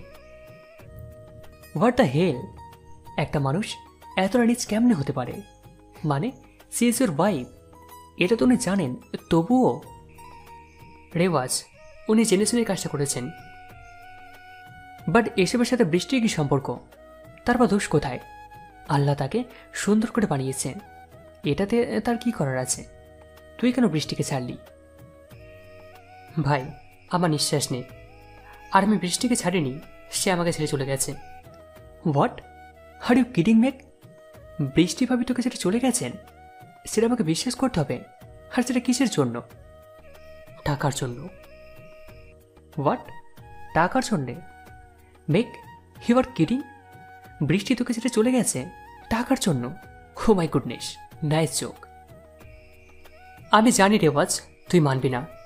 আমার ডায়েরিটা পড়ে তুই বৃষ্টিকে এতটা বিশ্বাস করে ফেলেছিস, অথচ আমি তো ওর সাথে ছিলাম, ওর অস্তিত্বে মিশেছিলাম। ও তো আমার অর্ধাঙ্গিনী ছিল, তাহলে ভাবতো আমার কতটা কষ্ট হয়েছিল। আমার মনে হচ্ছিল যা দেখেছি সবটা ভুল, বাট বৃষ্টি নিজে মুখে সবটা স্বীকার করেছে দোস্ত। মেঘের কথা শুনে রেওয়াজ থ বনে গেল। কি বলবে ভাষা খুঁজে পাচ্ছে না সে, সব কিছুই ওলট পালট হয়ে যাচ্ছে। মাথা তুলে জিজ্ঞেস করল, কে এমনটা দেখেছিলি মেঘ? মেঘ একটা তাচ্ছিল্যের হাসি দিল। আয়াত চৌধুরীর কাছ থেকে ফেরার পর থেকে মাথায় শুধু একটা চিন্তায় ঘুরঘুর করছিল যে কিভাবে এই ঝামেলা থেকে রেহাই পাবো। আমি যথাসাধ্য চেষ্টা করেছিলাম একটা উপায় বের করার, বাট ভাগ্য সহায় না হলে হাঁটু পানিতেও মানুষ ডুবে মারা যায়। সাইট ওয়ার্কারদের সাথে কথা বলে জানতে পারলাম ওনারা নিজেও জানেন না কেন ধর্মঘট ডাকা হয়েছে। ওনাদের লিডার সবাইকে কাজে যেতে নিষেধ করেছে। আগে ইন্ডাস্ট্রির মালিকের সাথে যোগাযোগ করলাম, ওনারা একদিনের সবাই বাড়িতে রাজি নন। নিজেকে বিধ্বস্ত মনে হচ্ছিল। এত টাকা কেউ লোনও দিতে রাজি হচ্ছিল না। ভিটে মাটিটুকু বিক্রি করলে মাকে কী জবাব দেব? সব দিক দিয়ে যেন আমি মাছ চাকরে হাবুডুবু খাচ্ছিলাম। সিদ্ধান্ত নিলাম বৃষ্টিকে জানাবো। তারপর একটা দীর্ঘশ্বাস ফেলে মেঘ বলতে লাগলো, বৃষ্টিকে অনেক কষ্টে আমি সবটা বললাম। ইভেন আয়া চৌধুরীর যখন প্রস্তাবের কথা বললাম, সবটা শুনে বৃষ্টি খুব নর্মাল একটা রিয়াকশন দিল, যে ওর কাছে সবটাই খুব নর্মাল। আমি ভাবলাম হয়তো আজের কথা শুনে বৃষ্টি শক পেয়েছে, এরকম বিহেভ করছে। আমি বৃষ্টির দুহাত চেপে ধরলাম শক্ত করে। বৃষ্টি, এখন তুমি বলো আমি কি করব? আমি কিভাবে এই বিপদ থেকে রক্ষা পাবো? বৃষ্টি, এখন তুমি বলো আমি কি করব? আমি কিভাবে এই বিপদ থেকে রক্ষা পাবো? তোমার বসকে হ্যাঁ বলে দাও। বৃষ্টি, তোমার কি মাথা খারাপ হয়ে গেছে? তুমি বুঝতে পারছো তুমি কি বলছো? তুমি আমার ওয়াইফ বৃষ্টি, তোমার কি একটু বিবেক বাঁধলো না কথাটা বলতে? নাকি আমাকে এখন আর ভালো লাগে না তোমার? মেঘ, তুমি কি পাগল হয়ে গেলা? কি বলছো এসব? পাগল আমি হয়ে যাইনি বৃষ্টি, পাগল হয়েছো তুমি। তুমি কিভাবে এই কথাটা বলতে পারলে বৃষ্টি? মেঘ, রিল্যাক্স। আমি ওনাকে হ্যাঁ বলতে বলেছি, তার মানে এটা না আমি ওনার সাথে রাত কাটাতে রাজি হয়ে গেছি। তুমি আমাকে বিশ্বাস করো, আমি সব ঠিক করে দিব। বৃষ্টির কথা শুনে মনে হলো বুক থেকে একটা বড় পাথর নেমে গেল। কিন্তু আয়াত চৌধুরী তো ছেড়ে কথা বলার মানুষ না। কিছুদিন পর আমাকে আয়াত চৌধুরী তার কেবিনে ডেকে পাঠালেন। আসুন মেঘ সাহেব, তা কি ভাবলেন আমার প্রপোজালের ব্যাপারে? আসলে বৃষ্টি, আমি জানি উনি রাজি হবেন। আসলে আমার মতো হ্যান্ডসাম আর রিচ ছেলের সাথে টাইম স্পেন্ড করার প্রতিটা মেয়েরই ইচ্ছে থাকে। আপনারও, বৃষ্টিও তো একজন মেয়ে। বলে আয়াত চৌধুরী বিজয়ের হাতে হাসতে লাগলেন। প্রচণ্ড মেজাজ খারাপ হয়ে আসলো। মুহূর্তে মাথা কাজ করা বন্ধ হয়ে গেল। বৃষ্টির সব কথাই সেই মুহূর্তে মিথ্যা মনে হচ্ছিল। মিস্টার আয়াত চৌধুরী, বৃষ্টি আপনার প্রপোজাল রিজেক্ট করে দিয়েছে। ইভেন কোন কারণে আল্লাহ না করে আপনার কথা সত্যি হলে আমি কোনোদিন বৃষ্টিকে আপনার কাছে যেতে দেব না। আমার কথা শুনে আয়াত চৌধুরীর হাসি মুখটা নিমেষে বদলে গেল। দাঁতে দাঁত চেপে বললেন, মিস্টার মেঘ, ঘি সোজা আঙুলে না উঠলে আঙুলটা বাঁকা করতে হয়, আর আঙুল কিভাবে বাঁকা করতে হয় সেটা আমি ভালো করেই জানি। বলে উনি সানগ্লাস সেটে চলে গেলেন। অফিস যাওয়া শেষে ক্লান্ত হয়ে বাসায় ফিরছি। হঠাৎ করে মনে হলো মায়ের ওষুধ শেষ হয়ে গেছে। গাড়ি পার্ক করে পাশের একটা ফার্মেসিতে নামলাম মেডিসিন কেনার জন্য। ফিরে এসে গাড়িতে বসতেই চোখ গেল সাইড মিররের দিকে। নিজের চোখকে বিশ্বাস করতে পারছিলাম না। বৃষ্টি আর আয়াত চৌধুরী দাঁড়িয়ে আছে। আমি কনফার্ম হওয়ার জন্য বৃষ্টিকে কল দিলাম। বৃষ্টি কল রিসিভ করে বলে উঠল, মেঘ, আমি ব্যস্ত, পরে কথা বলবো। আমাকে কিছু বলার সুযোগ না দিয়ে কলটা কেড়ে দিল সে। কিছুক্ষণ কথা বলে বৃষ্টি আয়াত চৌধুরীর সাথে হাত মিলিয়ে অটোতে উঠে পড়ল। আমি গাড়ি ঘুরিয়ে বাসায় চলে আসলাম। কোথায় ছিলে বৃষ্টি? আমাকে সবাই বসে থাকতে দেখে বৃষ্টি কিছুটা ঘাবড়ে গেল। নিজেকে সামলে নিয়ে বলে উঠল, তুমি আজ তাড়াতাড়ি যে? কেন, খুশি হওনি?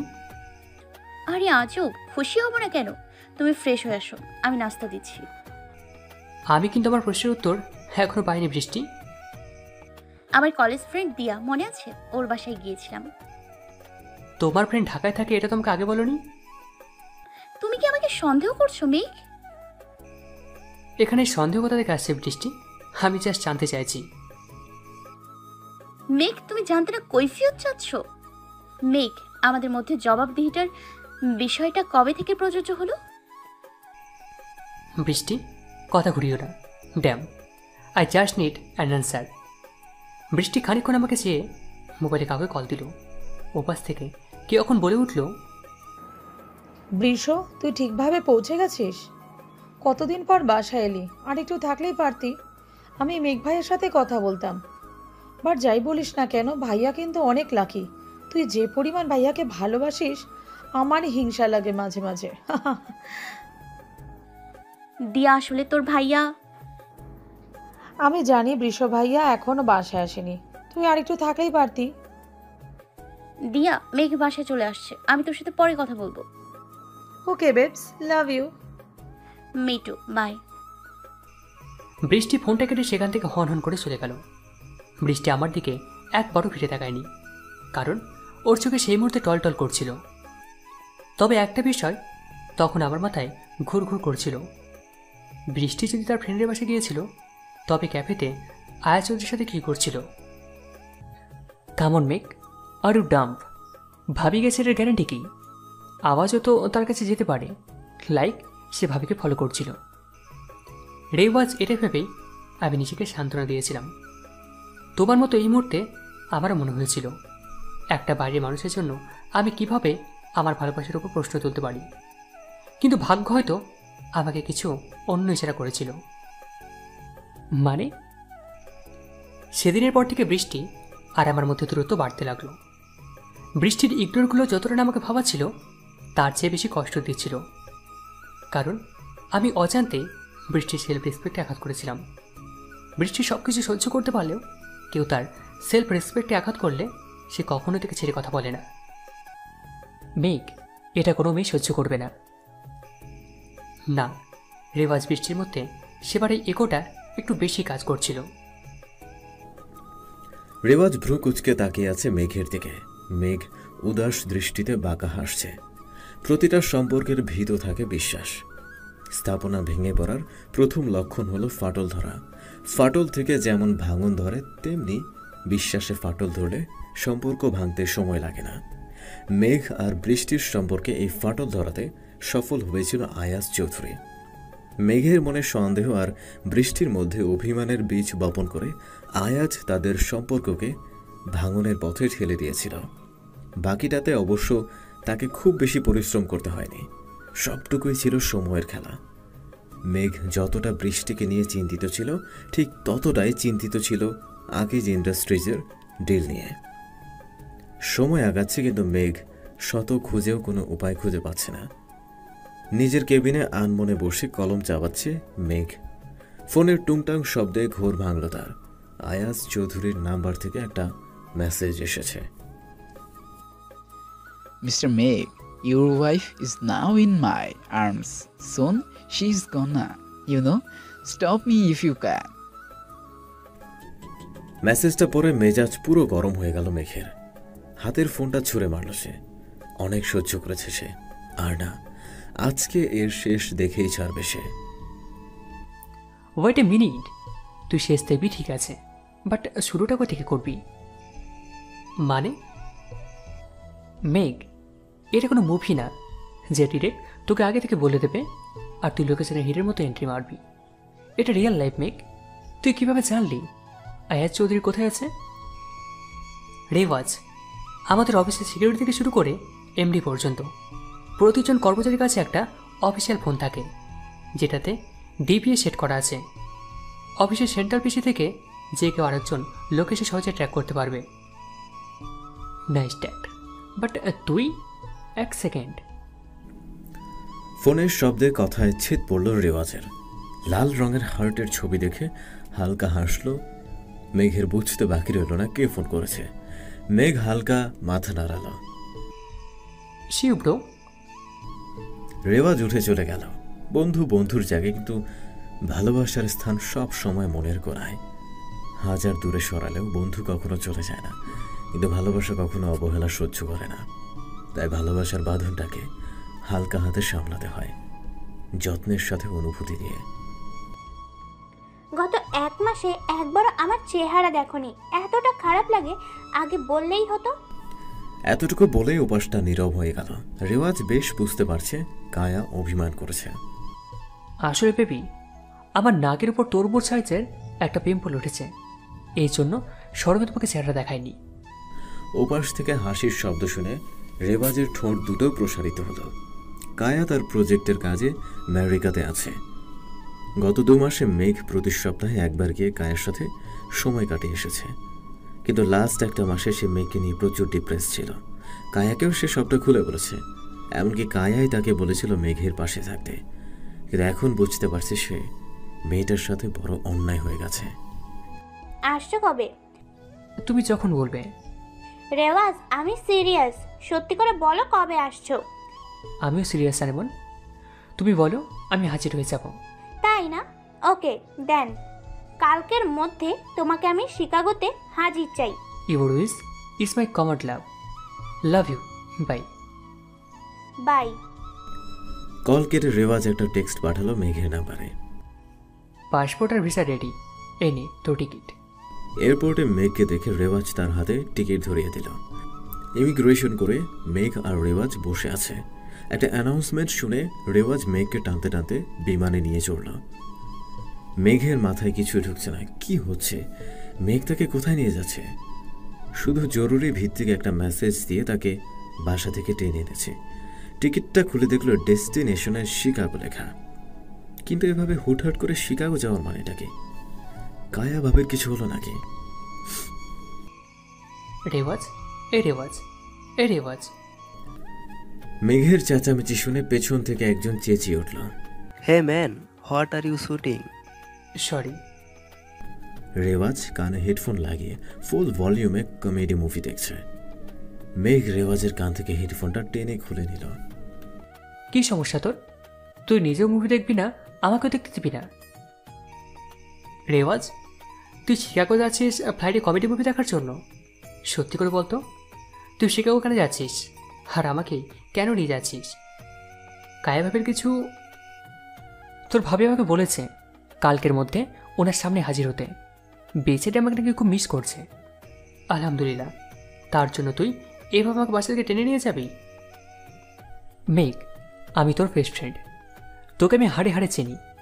আমি যদি তোকে বলতাম আমি কায়ের সাথে দেখা করতে যাচ্ছি, তুই অফিসে মিটিং কোনো না কোনো বাহানা দিয়ে প্ল্যান ক্যান্সেল করে দিতি। আর তোকে তেল লাগানোর মতো টাইম আমার কাছে নেই, বুঝলি? এখন চুপচাপ মুভি দেখ। রেওয়াজ আবার মুভি দেখায় ব্যস্ত হয়ে পড়ল। মেঘ আনমনে বাইরে তাকালো। শুধু মেঘ ভাসছে চারিদিকে। সাদা মেঘের ফাঁকে দু একটা কালো মেঘ ভেসে আছে। বেশ কয়েকটা কালো মেঘ জড়ো হয়ে বৃষ্টি নামবে, শীতল হবে পরিবেশ। কিন্তু বৃষ্টি তার বুকে যে আগুন লাগিয়ে দিয়েছে সেটা কোনোদিনও নিবে না। পেছন থেকে হঠাৎ করে কেউ চোখ চেপে ধরায় কেঁপে উঠল কায়া। হাতের মধ্যে তরল কিছুর উপস্থিতি পেয়ে বাঁধন আলগা করে দিল রেওয়াজ। কায়া মুহূর্ত দেরি না করে পেছন ফিরে রেওয়াজের ঠোঁট দুটো আঁকড়ে ধরল। কেবিনের কোণে দাঁড়িয়ে অফিসের কাগজ চেক করছিল সে। সুযোগ বুঝে রেওয়াজ টুপ করে কায়ার চোখটা চেপে ধরল। কিন্তু কায়া হুট করে এভাবে তাকে কিস করবে এইটা ভাবেনি। ভেবেছিল হয়তো কায়া মুখ ফুলিয়ে কথা বলা বন্ধ করে দেবে। কায়া রেওয়াজের ঠোঁট ছেড়ে দিয়ে উল্টো দিকে ঘুরে দাঁড়ালো। রেওয়াজ পুরো থ বনে গেছে। কায়া, তুমি ঠিক আছো কায়া? একটা কথাও বলবা না রেওয়াজ। তুমি জানো আমি এই 1 মাস কতটা কষ্ট পেয়েছি। I am sorry my love, but মেঘের জন্য। আমি জানি মেঘ, আমার কোনো এক্সপ্লেনেশন চাই না। I am just saying I miss you and I love you. Rewaz কায়াকে শক্ত করে জড়িয়ে ধরল। কায়ার কোমরে হাত পেঁচিয়ে মিশিয়ে নিল নিজের সাথে। দু গালে হাত দিয়ে তার কপালের সাথে কপাল ঠেকাল। একে অপরের নিঃশ্বাস প্রতিফলিত হচ্ছে।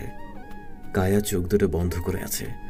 আলতো করে কায়ার বন্ধ চোখ দুটোতে চুমু দিয়ে তার ঠোঁট দুটো দখল করে নিল রেওয়াজ। কায়া চোখ দুটো বড় বড় করে রেওয়াজকে দেখছে। রেওয়াজ সেদিকে পাত্তা না দিয়ে কায়ার হাত দুটো মুঠো করে বুকের মধ্যে জড়িয়ে নিল। কায়াও আবেশে রেওয়াজের ভালোবাসা নিতে লাগল।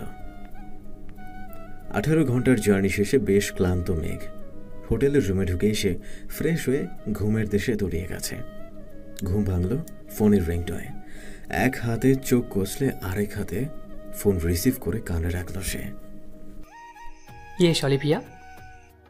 Sir, we have a meeting in next week at Chicago. When will you leave? Olivia, I am already here for some personal issue. Get the papers ready and come here within 2 days. We will discuss later the rest. Got it, sir. Call কেটে ওয়াশরুমের দিকে পা বাড়াবে তখনই আবার ফোনটা বেজে উঠল। স্ক্রিনে বেস্ট বাডি নামটা দেখে হালকা হাসল মেঘ। মেঘ, কই তুই? এয়ারপোর্টে থেকে তোর কোনো খোঁজ নেই। What the hell are you? Relax buddy, আমি হোটেলে। হোয়াট? তুই হোটেলে কেন? মেঘ, আমার নিজের পার্সোনাল ফার্মাস আছে, কার ফ্ল্যাট আছে, তারপরেও তুই? আমি কায়া ভাবের কাছে যেতে যাচ্ছি না। বেচারি আমার জন্য এমনিতেই প্রবলেম ফেস করছে। তুই বরং তোর ফার্ম হাউসের এক্সট্রাটা দে। ওকে ফাইন, বাট আজকে রাতে তোর ভাবি তোকে ইনভাইট করেছে ডিনারে। You must come. Done, bye, Siya, bye. Phone রেখে ওয়াশরুমে চলে গেল মেঘ। কখনো বা ইচ্ছে করে বুক ফাটিয়ে কাঁদি, কখনো বা অনুভূতিগুলোকেই মিথ্যে মনে হয়। চাওয়া পাওয়ার খাতায় সবটাই শূন্য। খুব করে ইচ্ছে হয় দূরে থেকেও নিজেকে আড়াল করতে, কখনো বা নিজেকেই অপ্রয়োজনীয় মনে হয়। অনুভূতির আহ্বানে সাড়া দেয়া বেহায়া মনটাও আজ বেখেয়ালি। নিস্তব্ধতা গ্রাস করলে সবাই ছোটে পূর্ণতার সন্ধানে। আমি অপরাগ হয়ে বসে থাকি শূন্যতার পানে চোখ রেখে। কিছু শূন্যতা কখনো পূর্ণতা পায় না, তবে অন্য এক মিশ্র অনুভূতি শূন্যতার জোয়ারে ভাটার আগমনী বার্তা নিয়ে আসে। আনমনে কথাগুলো ভাবছি বৃষ্টি। তার দৃষ্টি দূর আকাশের ওই নীল সীমানায় নিবদ্ধ। ছল ছল চোখ বেয়ে বাড়িধারা নামবে এমন সময় মা ডাক শুনে বুকটা শীতল হয়ে গেল তার। মাম্মা, আই এম হোমে। পেছনে ফিরে 2 হাত ছড়িয়ে দিল বৃষ্টি। নাদুস নুদুস একটা বাচ্চা গুটি সুটি পায়ে দৌড়ে এসে জড়িয়ে ধরল তাকে। বৃষ্টি গালে মুখে চুমুখে কোলে তুলে নিল ছেলেকে। How was your first day, sweetheart? It was good, Mama, but I missed you. Oh, funny. I miss you too. বাচ্চাটা বৃষ্টির গালে কিস করে কোল থেকে নেমে গেল। দরজার কাছে দাঁড়িয়ে মা ছেলের কাণ্ড দেখছিলেন মিস কিয়ারা। বৃষ্টিকে দেখে সে হাসি মুখে বলে উঠল, Mrs. Roman, Rod is a very cute and intelligent boy. I hope he will be shine in life. কথাগুলো বলে বিদায় নিলেন তিনি। বৃষ্টি হালকা হেসে রোদের কাছে গিয়ে বসল। রোদ ব্যাগ থেকে বই খাতা বের করছে। বৃষ্টি রোদের মাথার চুলগুলো এলোমেলো করে বলল, আমার প্রিন্স কি করছে? ওহ মম, আমার চুলে হাত দিও না তো, আমার স্টাইল নষ্ট হয়ে যায়, তখন মেলা আমাকে দেখে হাসবে। বৃষ্টি ছেলের কথা শুনে ড্যাব ড্যাব করে তাকিয়ে আছে। রোদ তার ছোট ছোট হাত দিয়ে চুলগুলো ঠিক করে বলল, মামা, now I am looking your Prince. ওরে পাঁচিরে! বলেই মা ছেলে দুষ্টুমিতে মেতে উঠল। সময়ের প্রবাহ কারো জন্য ধীর, কারো জন্য বা দ্রুত গতিতে হয়।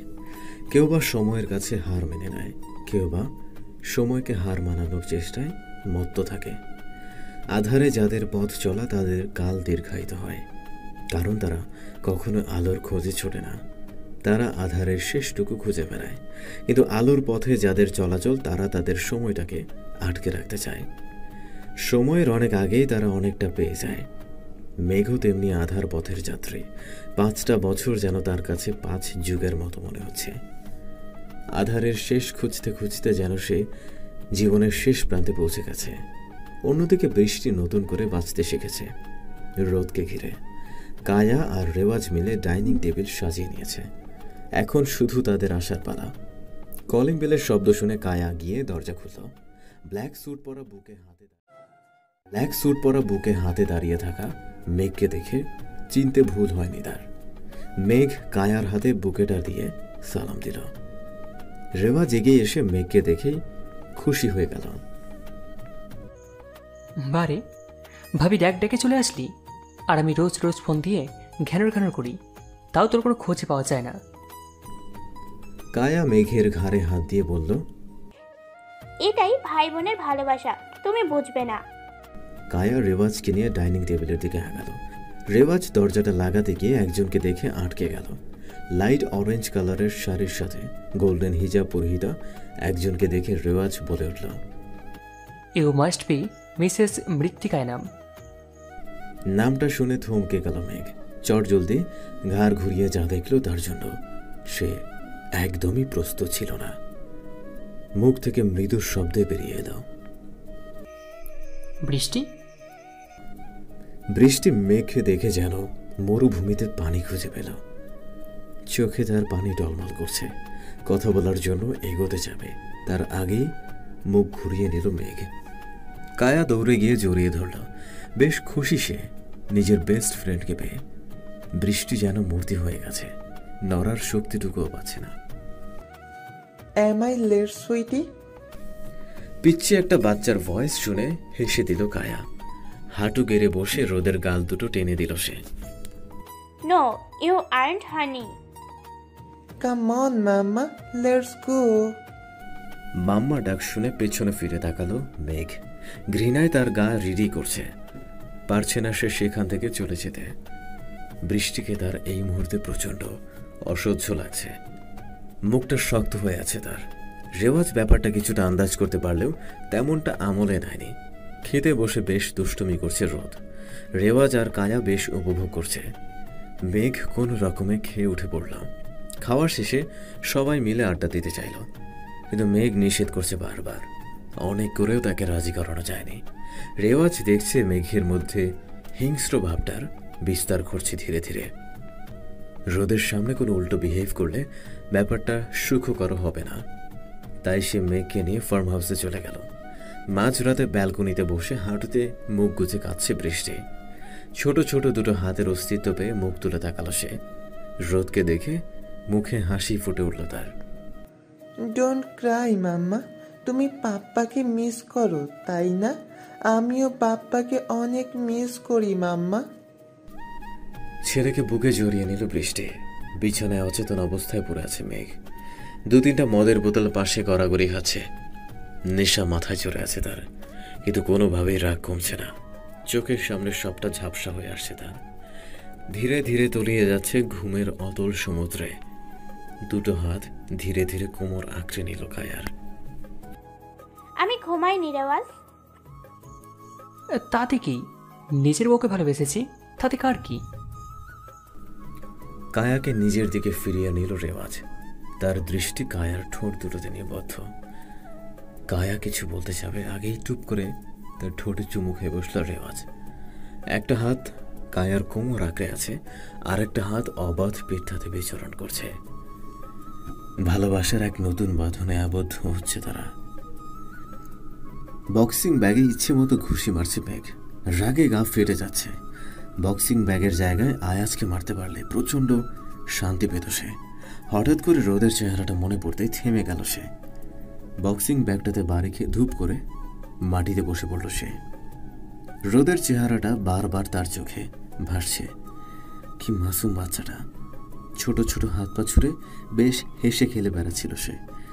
আজকে যদি বৃষ্টি তার সাথে থাকতো তাহলে হয়তো তারও রোদের মতো একটা কিউট বাচ্চা থাকতো। রোদকে দেখে খুব ইচ্ছে হচ্ছিল তার সঙ্গে খেলার, তার গাল দুটো হালকা করে টেনে দেয়ার, কিন্তু সব ইচ্ছে পূরণ হয় না, চাইলেও আমরা করতে পারি না। Sir, I am here. Where to meet? At the farm house.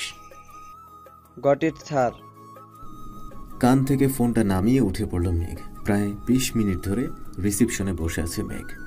Olivia বেশ কয়েকবার মেঘকে ঘুরে আসার জন্য সেধেছে, কিন্তু মেঘ রোবটের মতো বসে কি জানি ভাবছে। কিছুক্ষণ পর একজন সুন্দরী রমণী এসে তাদের মিটিং রুমে যেতে বললেন। মেঘ হালকা বিরক্তি নিয়ে এগোতে লাগল। মিটিং রুমের দরজা খুলে ঢুকতে যাবে তখনই থমকে গেল হালকা মিষ্টি একটা গন্ধে। চোখ তুলে তাকাতেই যেন সে চমকে গেল। হালকা ব্লু শাড়িতে অসম্ভব সুন্দর লাগছে তাকে। নিজেকে সামলে নেয় মেঘ। বৃষ্টির বেশ অস্বস্তি লাগছে মেঘকে দেখে। অলিভিয়া এগিয়ে গিয়ে বৃষ্টির সাথে কথা বলতে লাগলো। মেঘ চুপচাপ একটা চেয়ারে বসে পড়ল। তার চোখ দুটো বৃষ্টিতে নিবদ্ধ। অলিভিয়া বৃষ্টিকে প্রেজেন্টেশন দেখাচ্ছে। কথার ফাঁকে বৃষ্টি মেঘের দিকে বারবার নজর দিচ্ছে। প্রেজেন্টেশন শেষে বৃষ্টি ডিল ফাইনাল করল। অলিভিয়া বেশ খুশি। এই ডিলটা থেকে তাদের কোম্পানি অনেক লাভ করতে পারবে, কিন্তু মেঘ একঘেয়ে বসে আছে। অলিভিয়া হাত ধরে টানছে মেঘকে ওঠার জন্য। মেঘ চোখ তুলে তাকাতেই অলিভিয়া হাত ছেড়ে দিয়ে সোজা হয়ে দাঁড়ালো। মেঘ কি জানি ভেবে অলিভিয়ার কোমরে হাত দিয়ে পেঁচিয়ে নিল। মুহূর্তেই বৃষ্টির মুখটা মলিন হয়ে গেল। ঠোঁটের কোণ তবুও যথাসাধ্য হাসি করে ধরে রেখেছে সে। মেঘ বেরোতে যাবে তখন রোদ দৌড়ে এসে পাপা পাপা বলে 2 হাত মেঘের দিকে বাড়িয়ে দিল। মেঘ আর নিজেকে আটকাতে পারল না। টুপ করে রোদকে কোলে তুলে নিয়ে আদর করতে লাগলো। রোদও মেঘের কোলে উঠে দুষ্টুমি করতে লাগলো। আধো আধো বলে কথা বলছে আর খিলখিল করে হাসছে। তা দেখে মেঘও হাসছে। বৃষ্টির ঠোঁটে অজান্তেই হাসি ফুটে উঠল। অলিভিয়ার দিকে তাকাতেই দেখল সে ভ্রু কুঁচকে মেঘ আর রোদকে দেখছে। বৃষ্টি এগিয়ে গিয়ে রোদকে মেঘের কোল থেকে নামিয়ে নিল। মেঘ বেশ বিরক্ত হলো ব্যাপারটাতে, কিন্তু বৃষ্টিকে দেখে সেখান থেকে বের হয়ে চলে গেল। অলিভিয়াও ছুট লাগালো মেঘের পিছে পিছে। মেঘ চলে যেতেই বৃষ্টি রোদকে কোল থেকে নামিয়ে বলল, ওনাকে আর পাপা বলবে না Rod. But mamma. No. Okay mamma. Rod মুখ ফুলিয়ে সেখান থেকে চলে গেল। বিছানায় বসে টেবিল ল্যাম্প অন অফ করছে মেঘ। রোদের কথা ভাবছে সে। কত কিউট বাচ্চাটা। যখন সে তার ছোট ছোট হাত দুটো দিয়ে মেঘের গাল ছুঁয়ে দিচ্ছিল, একটা অন্যরকম অনুভূতি কাজ করছিল তার মাঝে। ইচ্ছে করছিল পুচ্ছিটাকে বুকের মধ্যে জড়িয়ে রাখতে। দরজায় দুটো টোকার আওয়াজ পেয়ে মাথা তুলে তাকালো মেঘ। পারমিশনের অভ্যাস কবে থেকে করলি? তুই যখন থেকে নিজের অস্তিত্বকে চিনতে ভুল করলি তখন থেকে। কথাগুলো বলে ভেতরে আসলো রেওয়াজ। মানে? মেঘ, রোদ তো ছেলে। মেঘ বিছানা থেকে নেমে গিয়ে একটা বিয়ারের বোতল খুলে বেশ খানিকটা মদ ঢেলে নিল গ্লাসে। রোদ আমার ছেলে না রেওয়াজ। রোদ আয়াত চৌধুরীর ছেলে। মেঘ, তোর ধারণাও নেই তুই কি বলছিস। আছে রেওয়াজ, অনেক ভালো করে জানা আছে, বরং এটা বলবো তুই কিছুই জানিস না। মেঘ, আয়াত চৌধুরী ডিপিএস ট্র্যাক করে আমি সেদিন গিয়ে হাজির হয় হোটেল ডায়মন্ডে। হোটেলে পা রাখতেই চোখ পড়ে রিসেপশনের দিকে। আয়াত চৌধুরী পার্সোনাল সেক্রেটারি মিস্টার মাহবুব বসে পেপার পড়ছেন। উনি আমাকে দেখতেই একটা নোংরা হাসি দিলেন। আমি কোনো কথা না বলে আগতে লাগলাম। 304 নম্বর রুম, 3rd ফ্লোর, হাতের ডানের রুম। কথাটা শুনেই থমকে গেলাম। পিছন ফিরে তাকাতেই একটা বাঁকা হাসি দিয়ে মাহবুব বলে উঠল, আই থিঙ্ক আপনি খুঁজে পাবেন না, আমি নিয়ে যাচ্ছি, চলুন। তবে মিস্টার ম্যাক, একটা জিনিস মানতে হবে, আপনি অনেক লাকি, কারণ আপনার ওয়াইফ অনেক সেন্সেবল। ওনার এই স্টেপে আপনার চাকরিও বেঁচে যাবে, আর আপনার ওয়াইফও সাময়িক এনজয়মেন্ট হবে। কথাটা শোনার পর যে কোনো স্বামীর পক্ষে সম্ভব না নিজেকে ধরে রাখার। জোরে একটা চিৎকার দিয়ে কলার চেপে ধরলাম ওনার। সাথে সাথে কয়েকজন সিকিউরিটি গার্ড এসে আমার হাত চেপে ধরল। মিস্টার মাহবুব হাতের ইশারা করতেই আমাকে টেনে হিঁচড়ে 304 নম্বর রুমের মধ্যে নিয়ে যাওয়া হলো। রুমে দরজা ঢুকে পড়তেই আয়াত চৌধুরী দরজা খুলে দিল। তার পরনে একটা নাইস গাউন আর হাতে ওয়াইনের গ্লাস। আর একটু ভিতরে উঁকি মারতেই আমি থমকে গেলাম। আমার হাত পা অবশ হয়ে আসলো। বিছানায় বৃষ্টি আচ্ছা অবস্থায় পড়ে আছে। তার পরনে ক্লিপলেস ব্লাউজ আর হালকা সিল্কের শাড়ি। বৃষ্টি হয়তো আমাকে দেখার জন্য মোটেও প্রস্তুত ছিল না। আমাকে দেখে সে চমকে গেল। কোনো রকমে সোজা হয়ে বসে সে কিছু একটা লুকোনোর চেষ্টা করতে লাগলো। বৃষ্টির চেহারায় ভারী মেকআপ, গায়ে পারফিউমের মন বাঁধানো গন্ধ। যে কোনো ছেলেকেই সে ঘায়েল করতে প্রস্তুত। আমি অবাক চোখে বৃষ্টির দিকে তাকিয়ে আছি। আমি কিছু বলতে চাবো, তার আগে বৃষ্টি বলে উঠল, তুমি এখানে কেন মেঘ? কেন? আমার উপস্থিতি বুঝে তোমার সহ্য হচ্ছে না? মেঘ, তোমার মাথা ঠিক নেই এখন। তুমি বাসায় যাও, আমি পরে তোমার সাথে কথা বলবো। কথা বলার মতো কিছু বেঁচে আছে বৃষ্টি? আমার যে জানার, যা বোঝার তা অনেক আগেই বুঝে নিয়েছি। শুধু তোমার কাছে একটা কথা জানতে চাই, আমার ভালোবাসা কি কমতে ছিল যার জন্য তুমি আজ এই ঘরে আবদ্ধ? দেখো মেঘ, তুমি বাসায় যাও। তোমার কি বিবেকে একটু আঘাত করেনি? কিভাবে পারলে তুমি? প্রশ্নটা তো আমার তোমাকে করা উচিত মেঘ। আমি চোখে মুখে বিস্ময় ফুটিয়ে বললাম, মানে? মেঘ, তোমার স্যালারি মাত্র 60,000 টাকা, যার বেশিরভাগটাই চলে যায় তোমার অসুস্থ মায়ের চিকিৎসা করতে আর সংসার চালাতে। বলি, আমার নিজেরও তো কিছু শখ আহ্লাদ আছে। তোমার জবটা চলে গেলে তো পেটের ভাত জোটানোটাই মুশকিল হয়ে যাবে। সেই জন্য আমি এই সিদ্ধান্ত নিয়েছি। বৃষ্টির কথাগুলো শুনে আমি নিজের রাগ ধরে রাখতে পারিনি। কষে দুটো থাপ্পড় বসিয়ে দিয়েছি। বৃষ্টির ফর্সা কাল দুটো মুহূর্তে লাল হয়ে গেল। আমি কিছু না বলে সেখান থেকে চলে আসলাম। নিজেকে প্রচণ্ড ছোট মনে হচ্ছিল। ঘৃণা ধরে গিয়েছিল নিজের উপর। আমি চেয়েছিলাম মা কিনে দূরে কোথাও চলে যেতে, কিন্তু মা বৃষ্টিকে ছাড়া কোথাও যেতে নারাজ। বাধ্য হয়ে আমি নিজেকে গুটিয়ে নিয়ে উড়াল দিলাম অস্ট্রেলিয়ায়। কথাগুলো বলে চুপটি করে গেল মেঘ। চোখ দিয়ে অঝরে পানি ঝরছে। হালকা লালচে বর্ণ ধারণ করে আছে চোখ দুটো। হাতের সিগারেটটা অনেক আগেই নিজেকে ছাই বানিয়ে ফেলেছে। রেওয়াজ অনেকটা নিশ্চুপ হয়ে কথাগুলো শুনছিল। মেঘ কিছুটা সময় চুপ করে বসেছিল। হঠাৎ পেছনে ঘুরে তাকাতে রেওয়াজ প্রশ্ন করে উঠল, তুই হুট করে জব ছেড়ে চলে আসার পরেও আয়াত চৌধুরী তোর নামে কেস ফাইল করলো না কেন? এমন একটা প্রশ্নের জন্য মেঘ মোটেও প্রস্তুত ছিল না। সবটা জানার পর তোর এই প্রশ্নটা আমার কাছে যুক্তিহীন মনে হচ্ছিল। পাঁচ আন্টি বা এখন কোথায়, কেমন আছে? মা তো ডিল ফাইনাল না হওয়ার আগেই কোন কোম্পানি তোর রেজিগনেশন লেটার অ্যাকসেপ্ট করে নিল। কথাগুলো শুনে মেঘ বড় সড়ো একটা ধাক্কা খেল।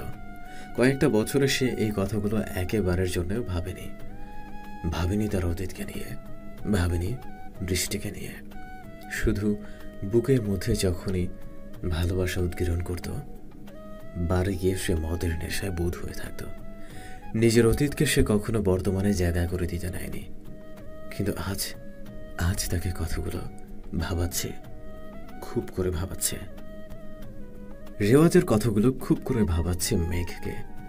এতদিন সে কথাগুলো নিয়ে চিন্তা করার সময় পায়নি, নিজেকে সে সুযোগটা সে দেয়নি। আজকে হঠাৎ করে কেন জানি কথাগুলো শুনে সে প্রচণ্ডভাবে ধাক্কা খেল।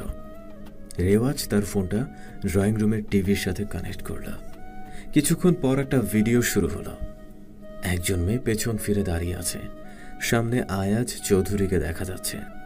গ্লাসে মদ ঢালছে সে। টানা 2-3 পেগ গলায় ঢালার পর সে বেশ আয়েশ করে বসল। তার চোখে কামনা আর খুশির আভা ঝিলিক দিচ্ছে। উঠে এসে সে মেয়েটিকে জড়িয়ে ধরতে চাইল, কিন্তু মেয়েটি এক হাত এগিয়ে তাকে থামিয়ে দিল। আয়াজ চৌধুরী এমন ব্যবহারে বেশ ক্ষিপ্ত হলেন।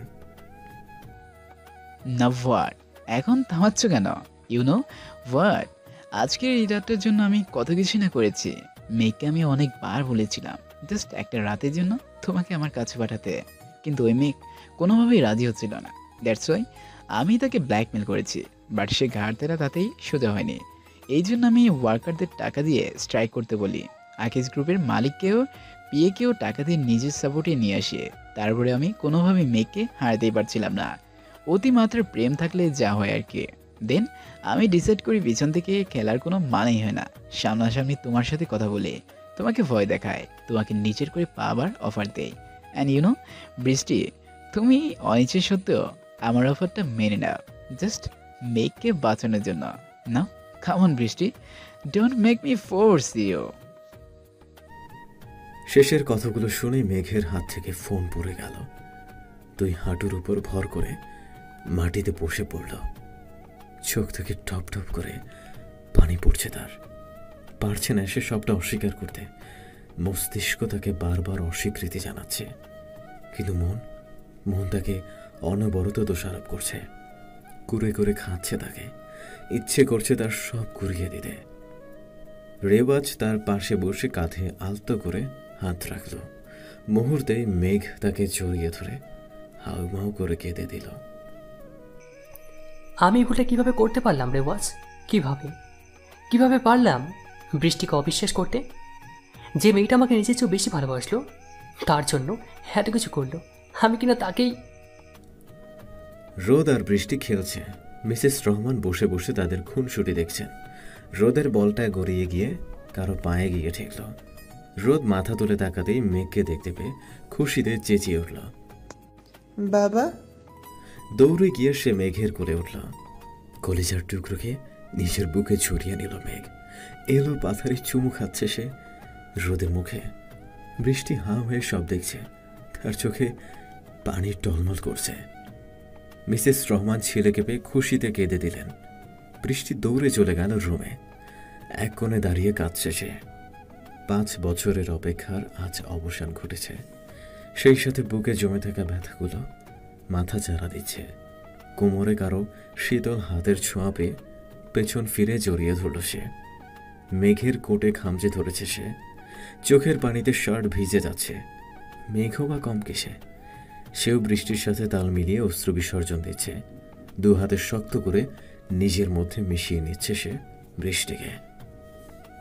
আই এম সরি বৃষ্টি, আমাকে মাফ করে দাও প্লিজ। আমার উচিত ছিল তোমাকে বিশ্বাস করা, তোমার ভালোবাসে ভরসা রাখা। আই এম সরি বৃষ্টি। আই লাভ ইউ মেঘ। অস্ফুট স্বরে কথাটা বের হয়ে আসলো বৃষ্টির মুখ থেকে। মেঘ যেন থমকে গেল কথাটা শুনে। ভেবেছিল হয়তো বৃষ্টি অভিমানের ঝোলা খুলে বসবে, অথচ সে কিনা। বৃষ্টি তুমি? মেঘ, আমি তোমার অর্ধাঙ্গিনী। মেঘ হালকা হেসে বলল, হ্যাঁ, আমার অর্ধাঙ্গিনী, an ideal wife, and my perfect mother. কথাটা বলেই গুটিসুটি পায়ে দৌড়ে গেল রোদ। মেঘ আর বৃষ্টি রোদের কথা শুনে হেসে ফেলল। মেঘের কোলে চড়ে বৃষ্টির গলা জড়িয়ে ধরল রোদ। হুট করে রেওয়াজের কাঁধ থেকে মাথা তুলে তার ফোনটা ছুঁড়ে মারল মেঘ। এরকম কিছুই রেওয়াজ আশা করেনি। মেঘ হঠাৎ করে চেঁচিয়ে উঠল, আমি মানি না, এসব মিথ্যে, সব মিথ্যে। মেঘ, তুই অস্বীকার করলেও সত্যটা পাল্টে যাবে না। সত্য সবসময় অবিকৃত। বৃষ্টিকায়ের বেস্ট ফ্রেন্ড, স্কুল লাইফ থেকেই ওদের পরিচয়। ইউএসএতে জবের জন্য তারা একসাথে অ্যাপ্লাই করেছিল। ভাগ্যক্রমে বৃষ্টি আর কায়া দুজনে অ্যাপয়েন্টমেন্ট লেটার পেয়েছিল, কিন্তু বৃষ্টি তোর জন্য নিজের লাইফে নিজের কেরিয়ার সবটা ছেড়ে চলে আসে। কায়া হাজার বছরের সত্ত্বেও বৃষ্টি তার কথায় অনড় ছিল। যে মেয়ে নিজের যোগ্যতায় পাওয়া লাখ লাখ টাকা পায়ে ঠেলে তোর মতো একটা সামান্য ছেলের হাত ধরতে পারে, সে মেয়ে আর চাই হোক কখনো নষ্ট হতে পারে না। শিকাগো ফার্মে একটা প্রজেক্ট থেকে আমার আর কায়ের পরিচয় হয়। তারপর সম্পর্কটা ভালোবাসা পর্যন্ত গিয়েছিল। কায়া প্রায় বলতো তার বেস্ট ফ্রেন্ডের কথা, কিন্তু আমি কখনো জানতে চাইনি সে ফ্রেন্ডটাকে। কিন্তু সেদিন ডিনারের সময় বৃষ্টি ভাবিকে দেখে তার বিহেভ বেশ পরিবর্তন খেয়াল করলাম আমি। ডিনার শেষে কায়া আমাকে সব কিছু খুলে বলে, ইভেন এই ভিডিওটা আমাকে কায়ে দিয়েছিল। তাহলে এতদিন এই ভিডিওটা আমাকে কেন দেয়নি বৃষ্টি? তোর আগের ফেসবুক আর টুইটার অ্যাকাউন্টের ইনবক্স চেক করতো। মেঘ তড়িঘড়ি করে নিজের ফোনটা হাতে নিয়ে তার সোশ্যাল মিডিয়া অ্যাকাউন্ট চেক করতে লাগলো। একটা কনভারসেশন ওপেন করতে হাত থেকে তার ফোনটা পড়ে গেল। মেঘ, সময় অনেক কিছু পাল্টে দেয়, অনেক কিছু কেড়ে নিতে চায়, কিন্তু কতটুকু হারাবো সেটা আমাদের আঁকড়ে ধরার উপর নির্ভর করে। তুই বৃষ্টিকে আঁকড়ে ধরতে পারিসনি, তাই সময় তোকে তার থেকে দূরে নিয়ে গেছে। তুই অস্ট্রেলিয়া আসার কিছুদিনের মধ্যেই এই ভিডিও ভাইরাল হয়ে যায়। আয়া চৌধুরীকে জব থেকে বের করে দেওয়া হয়। ইভেন ফ্রড আর হ্যারাসমেন্ট কেসে 5 বছরের জন্য জেলে পাঠানো হয়। বৃষ্টি অনেক চেষ্টা করেছিল তোকে খোঁজার, কিন্তু পায়নি। আন্টিকে নিয়ে শিকাগোতে শিফট হয়ে যায়। 2 ফোঁটা পানি বেয়ে পড়ল মেঘের চোখ থেকে। ফটো ফ্রেমটা বাম হাতে মুছে নিল। মেঘ, বৃষ্টি আর রোদের ছবি। বাবা চলো না, দেরি হয়ে যাচ্ছে তো, কেক কাটবো। রোদের ডাক শুনে ফ্রেমটা বেড সাইডে রেখে গেল মেঘ। নিচে নামতে দেখতে পেল রোদ তার ফ্রেন্ডদের সাথে খেলছে। বৃষ্টি হাসি মুখে সবার সাথে পরিচিত হচ্ছে। ওয়েস্টার্ন ড্রেসের ভিড়ে সাদা শাড়িতে বৃষ্টি সবার নজর কাড়ছে। মেঘ সিঁড়ি বেয়ে নিচে নেমে গিয়ে বৃষ্টির পাশে দাঁড়ালো। বৃষ্টি মেঘকে দেখে হালকা হাসল। মেঘ আলতো করে বৃষ্টির কপালে একটা চুমু এঁকে দিল। রোদ এসে হাত ধরে দুজনকে টেনে নিয়ে গেল। কেক কাটার পর সবাই যে যার মতো গল্প করছে। হঠাৎ করে কিছু একটা শব্দ শুনে সবাই সেদিকে ছুটে গেল। মেঘ আর বৃষ্টি এগিয়ে গিয়ে দেখল কায়া রেওয়াজের সামনে দাঁড়িয়ে চেঁচাচ্ছে। আরেকজন ফরেইনার গালে হাত দিয়ে দাঁড়িয়ে আছে। আশেপাশের একজন বলে উঠল, মেয়েটি নাকি রেওয়াজকে বারবার কিস করার ট্রাই করছিল, বাট রেওয়াজ পাত্তা দিচ্ছিল না। কায়ার চোখে পড়তে সে ঠাস করে মেয়েটার গালে একটা থাপ্পড় বসিয়ে দেয়। মেঘ রেওয়াজের কাছে গিয়ে তার কাঁধে হাত রেখে বলল, ভাই, এটা লিপস্টিক শেয়ার করবে, কিন্তু হাজব্যান্ডকে না। এটাই হলো অর্ধাঙ্গিনী অ্যান্ড আইডিয়াল ওয়াইফ। মেঘের কথা রেওয়াজ শুনে হেসে ফেলে।